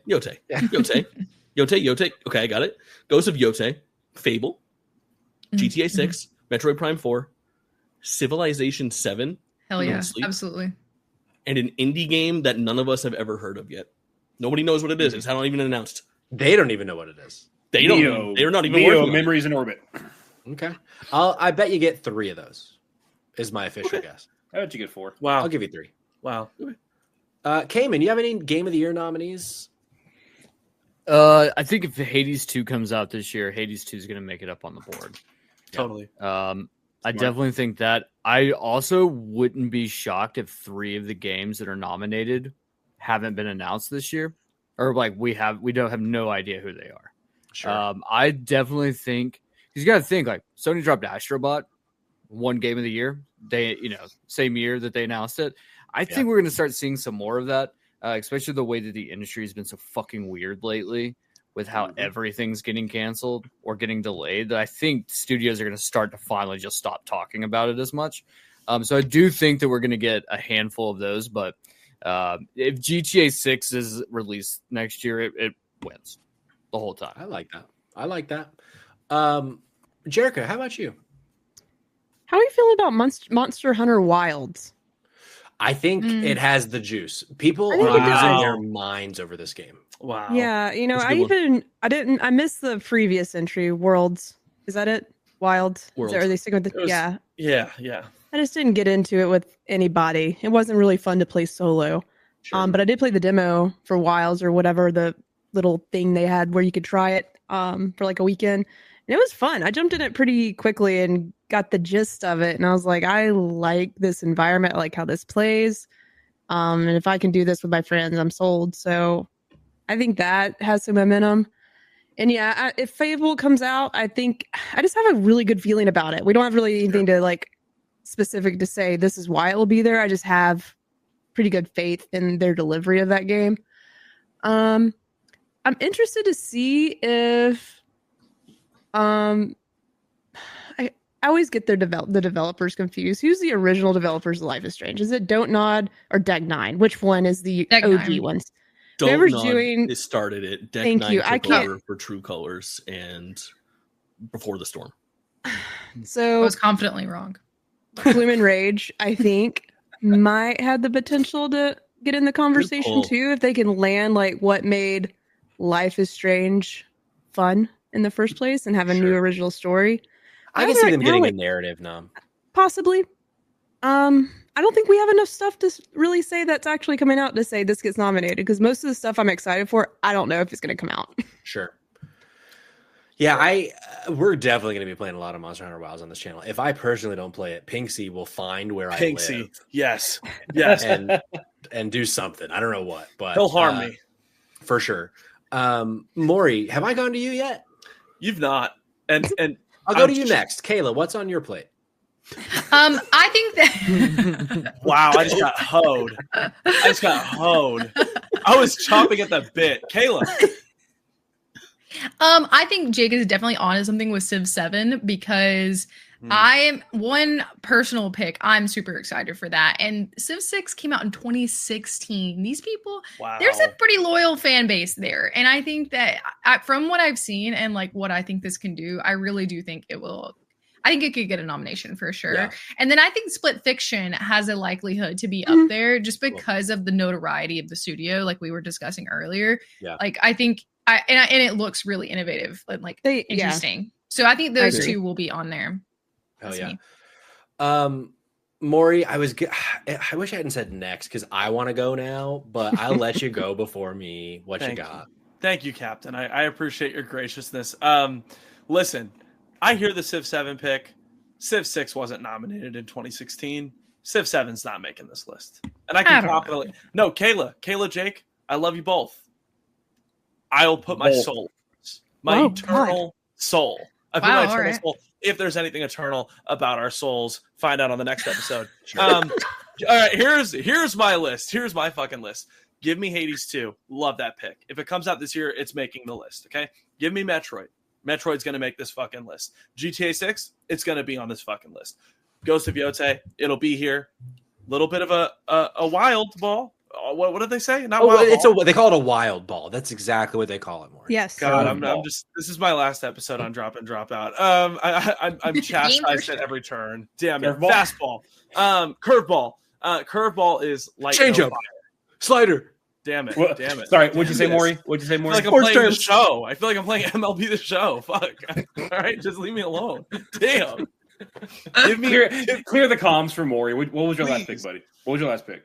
Well, this is my fifth pick, but it's almost last. Light No Fire, the people that did No Man's Sky. I think that with all the kinks they worked out with No Man's Sky, I think Light No Fire is going to be a masterpiece. But you think their only kink is releasing games in an unfinished state. Yeah. All right. Get Jake the fuck out of here. All right. Kick him off the fucking show. And lastly, Elden Ring Night Rain is going to make it. It's not even a question. Y'all are crying. How is no one saying 3D Mario? Oh, fuck. Good call. Damn. Crazy. Right. Really dropping Well, Carnage. nothing's been announced yet. I mean, That's why. Nothing's been announced it's yet. coming. If it was announced, absolutely. We just Yeah. I just don't have enough. But you're right. If it gets announced, then It's a good yeah, call. it'll be there. I think for certain that's on the list. Unless for some reason, like you said, it doesn't come out, but it seems like it's coming out. So that for sure. And also, I could see if Mario Kart 9 comes out, I could see that being nominated too. Like, we got options. We got options. That brings us to our final question. Now that we've all talked about various nominees, let's just take our shot. What wins Game of the Year? I'm going to take a big swing. My brain pick is the new Mario game. I think after losing back in the day with Odyssey, that the new one wins this time. But my heart pick, because I want it to just blow everything away from us. Our skirts, our tops, and all of it. Judas. Give me a Game of the Year Judas. Yes. That would like okay. Wow. I get That's me my going. swing. That's nice. That's my Butters swing. my roll. It's going. It's It should be going. really, yeah, just be incredible. Be great. I hope it is. Unique. I hope it is. Be something people can't quit talking about. That would be Yeah. such a win just for the gamers out there that love BioShock and just want a new game. You know, a lot of times every year is just like, I don't mind a sequel or a remake, but over time you're like, it's time for something new. So you just might be that. I kind of feel like Ken Levine has taken his time with this game long enough that at this point, you might as well release it when it's the best fucking game it can possibly be. You know what I mean? Yeah. Jerica, speaking of buttering your roll, what do you think is going to butter the judges of the Game of the Year awards with a win? That just came out. It was like, I couldn't have been messier, but You got there. I got there. It's hard for me to answer that just right now because I just don't. It's too early to tell. But I keep saying Fable because if that comes out, I hope it's amazing. That's what I want to butter their rolls. Yeah, because that made me a happy gal. Yeah. I want to know when it comes out. Is it going to come out later in the year? Is that a fall timey game? That's what I'm feeling. Sure. If it does come out this year, I like the swing. But that's it. Fable. Swing and a miss. Whoa, Kayla already saying swing and a miss. Cayman, where's your head at? What do you think wins Game of the Year 2025? Yeah, it's a good question. I think it really comes down. There's like one really big game coming out this year that we think that might come out this year that like when it drops, it's just going to be a monumental like moment in video game history. Yep. The Inside of My Asshole, the gritty reboot to the Inside of My Asshole series. Yeah. Is it a VR game this time though? I hope so. AR. 5D VR. You actually get if you have the treadmill that you use. You know what I'm talking about? Treadmill. The moving one. You can use that too. I get where you're like, you know where you're You like walk kind of in that inside. ring. Yeah. No, you can also coming in play that this ring. at Dave and Buster's. Any busters in chat? There's another game that's a little smaller called GTA 6. Sure. Though that might come out, and that game will 1000% win like most of the awards. Yeah. Like, just go ahead and give it to it. This is not going to be a Red Dead Redemption 2 situation. GTA 6 is just going to clean house. This is if it's not right. If it's not GTA 6 because it doesn't come out this year, then I genuinely believe it's going to be an indie game and a game that we have no fucking clue what it is. Hell yeah. It's just going to be one of those games that's going to pop out of nowhere that everyone's going to be like, this is one of those moments you have to be in games for. Like, we're due for one of those. We didn't get it last year. I think that probably the closest we had last year was maybe Balatro, but like we didn't have one of those cultural moments last year, and I think this year we're about to. It's gonna pop off. I promise you. Can I just piggyback on Dumpster Boys picks because I got the same? Oh, Jerica, go ahead. Don't let me forget. I'll say it later. I just like No, don't do let it me now, do it forget. now. I just had the thing that I should have wrote down that I've been thinking about all day. And how Hit the it. hell did I? Here's my biggest prediction. I think OD comes out. Kojima's Xbox project. What? Yeah, I think it comes out this year. This game's been worked on for a little bit longer than you think. Some stuff got leaked a while back, and I think this is a little further along. I don't think it's like he described it. I think it's like it's not a movie, it's not a game. So like, I don't think a lot of development will go into like making whatever this is. I think it's an experience more than a game. But I think that comes out this year. That's my bold prediction. That sort of, I think it's time. I love that. It'll fit somewhere. It's going to be like Silent Hill Ascension, not quite a movie, not quite a game, and not quite very good. Especially if like they got plans for Death Stranding coming out later. But like, I can see both of those things happening near the same time. I don't think they need to be separated. Sure. Yeah, that's fair. Okay. Bold. Wow. I don't think I agree, but sorry, I forgot. I forgot about that one. No, I was like, I think it's coming. Sorry. Jake, you said you wanted to piggyback on the dumpster boy. Oh, well, always. But especially on his most recent picks, because I'm in the same boat where I kind of want to go for glory and just say GTA 6, because if it's right, then it's like concretely right. If it does end up being an indie and that's not announced yet, that's not very, like, that's a pretty vague fucking shot. You know, that's not quite 8-ball corner pocket. But I think in my heart of hearts, I feel like it's a game we haven't heard of yet, and I don't think it's from a big budget developer. I feel like it's going to be a game like Balatro that gets the shine. That is just like runs away with it, and it's finally time for a game like that to win. But GTA, hey, quick, has anybody watched the GTA 6 trailer more than 5 times? No. I've probably watched it 5 times at this point. I think I got to 4. I've probably watched the GTA 6 trailer like 25 times. I don't know why, and I'm not usually a person that like does that, but for some reason people bring up GTA 6 and I'm like, I gotta watch that trailer again. A little homework for everybody here on the podcast, listening and viewing around the world, the thousands and thousands of you. Watch that GTA 6 trailer again. It is unlike any other trailer for a video game ever created. There is something fucking magical going on. Like in that game, even if it's just in engine, just the way that they are shooting those cutscenes and building that world, it is fucking insane. And like the way that those two characters at the end trust. I think that's what I remember, because like the setup is like, I almost feel like you are just sitting there, just like you are watching this world for like for the trailer. It's pretty, it is special. I need to rewatch it. I remember a lot. And it's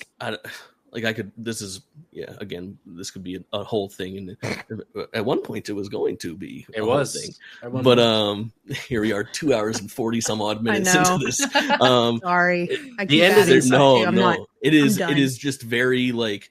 GTA is always so special at like addressing the zeitgeist, and the zeitgeist since GTA 5 has been so fucked, and it's going to be so awesome to see Rockstar back at work just cooking the current events. Sure. Good. Cooking. Maury, where are you at with who you think takes home Game of the Year? Sure. When folks talk about Grand Theft Auto 6, the closest thing that I can remember in recent history was the way people talked about Cyberpunk. And that makes me worried. There are really lofty expectations for this game. And that's not to say that Rockstar has never delivered, but when Cyberpunk was set to come out, it wasn't like CD Projekt Red had never delivered either. I get very concerned about GTA 6 and whether or not it can meet the impossible expectations that everyone's put on it.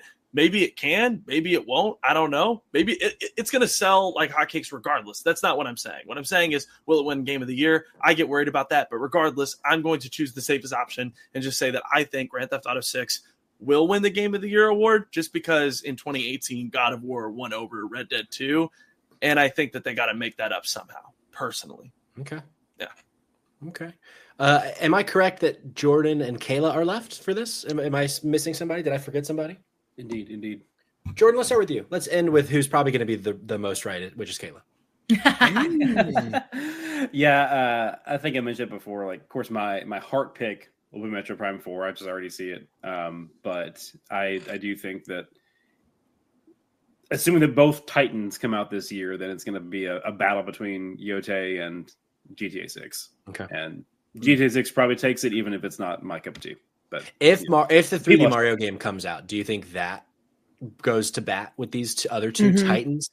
I think it does. Yeah, I think it should. I don't think it does. Okay. I think it does. I don't think it's gonna like get the votes to outvote GTA 6. Maybe Yotei, but not GTA 6. Sure. Just because of how massive that franchise is. Sure. All right, bring us home, Kayla. Well, now I feel a lot of pressure, but I'm ready to hear it. You know, I think if I'm going to too. Well, first of all, that could be the indie that we were discussing that is on the horizon that we don't know. The indie that was promised. But first, you have to play the first one. No, I think that Yotei probably wins. I think it probably does. Or do we think that Assassin's Creed Shadows has a running in? Nobody mentioned that. Ain't no fucking way. No, we don't think so. Not in Game of the Year. Maybe for like action game or. Yeah. Ain't no. I think there's a fucking shot. I think there's a shot. You think there is? Okay. I think there's a shot. I'm 50-50 with it, honestly. You know, from first glance, like just the fact that it's been delayed a couple times, like that doesn't look great. I know that doesn't. Oh, I'm scared, but I'm 50-50 on it. Like it. Maybe it's delayed for good reasons, not the bad ones, you know? You know who else is 50-50 on Assassin's Creed Shadows? Ubisoft. Can't wait to look back at this and think who was right in this scenario. Hey, I hope I'm wrong. I hope I'm wrong. I hope you are wrong too. Yeah. I'm not optimistic. I was just theorizing, but I do think Yotei will take it. I kind of wish that Split Fiction would get it, but I don't think it will. That's my final prediction. Okay. And just like that, a cool 2 hours and 50 minutes. We made 25 predictions for 2025. Folks, this has been episode 1 of Drop In, Drop Out. We're going to be coming at you live every single Thursday from this point forward at some point in the evening. If you follow us on socials, you're going to know exactly when we're going to go live. But it's going to be a moving target because, as is the concept of the show, each week, some of us are going to drop in, some of us are going to drop out. It just depends on how our schedules go that week. But it will be Thursday nights. And then also this week, if you're listening to this before Sunday, the 9th of February, we're doing our Fantasy Critic episode live on twitch.tv/drop-in-drop-out-pod. Normally at the end of a podcast, we kind of go around and plug all the things. But the easy way to do that now is just go to dropindropoutpod.com. There you can find all of our socials, all of our different pages, all of the podcasts we're doing, the video essays we're doing, the streams we're doing. So thanks for being here. Thanks for listening. Thanks for watching. Make sure you like, make sure you subscribe. This has been, I think, a great first episode of the podcast. Yes. So until next week. Hell yeah. Good night. See ya. Thanks for dropping in.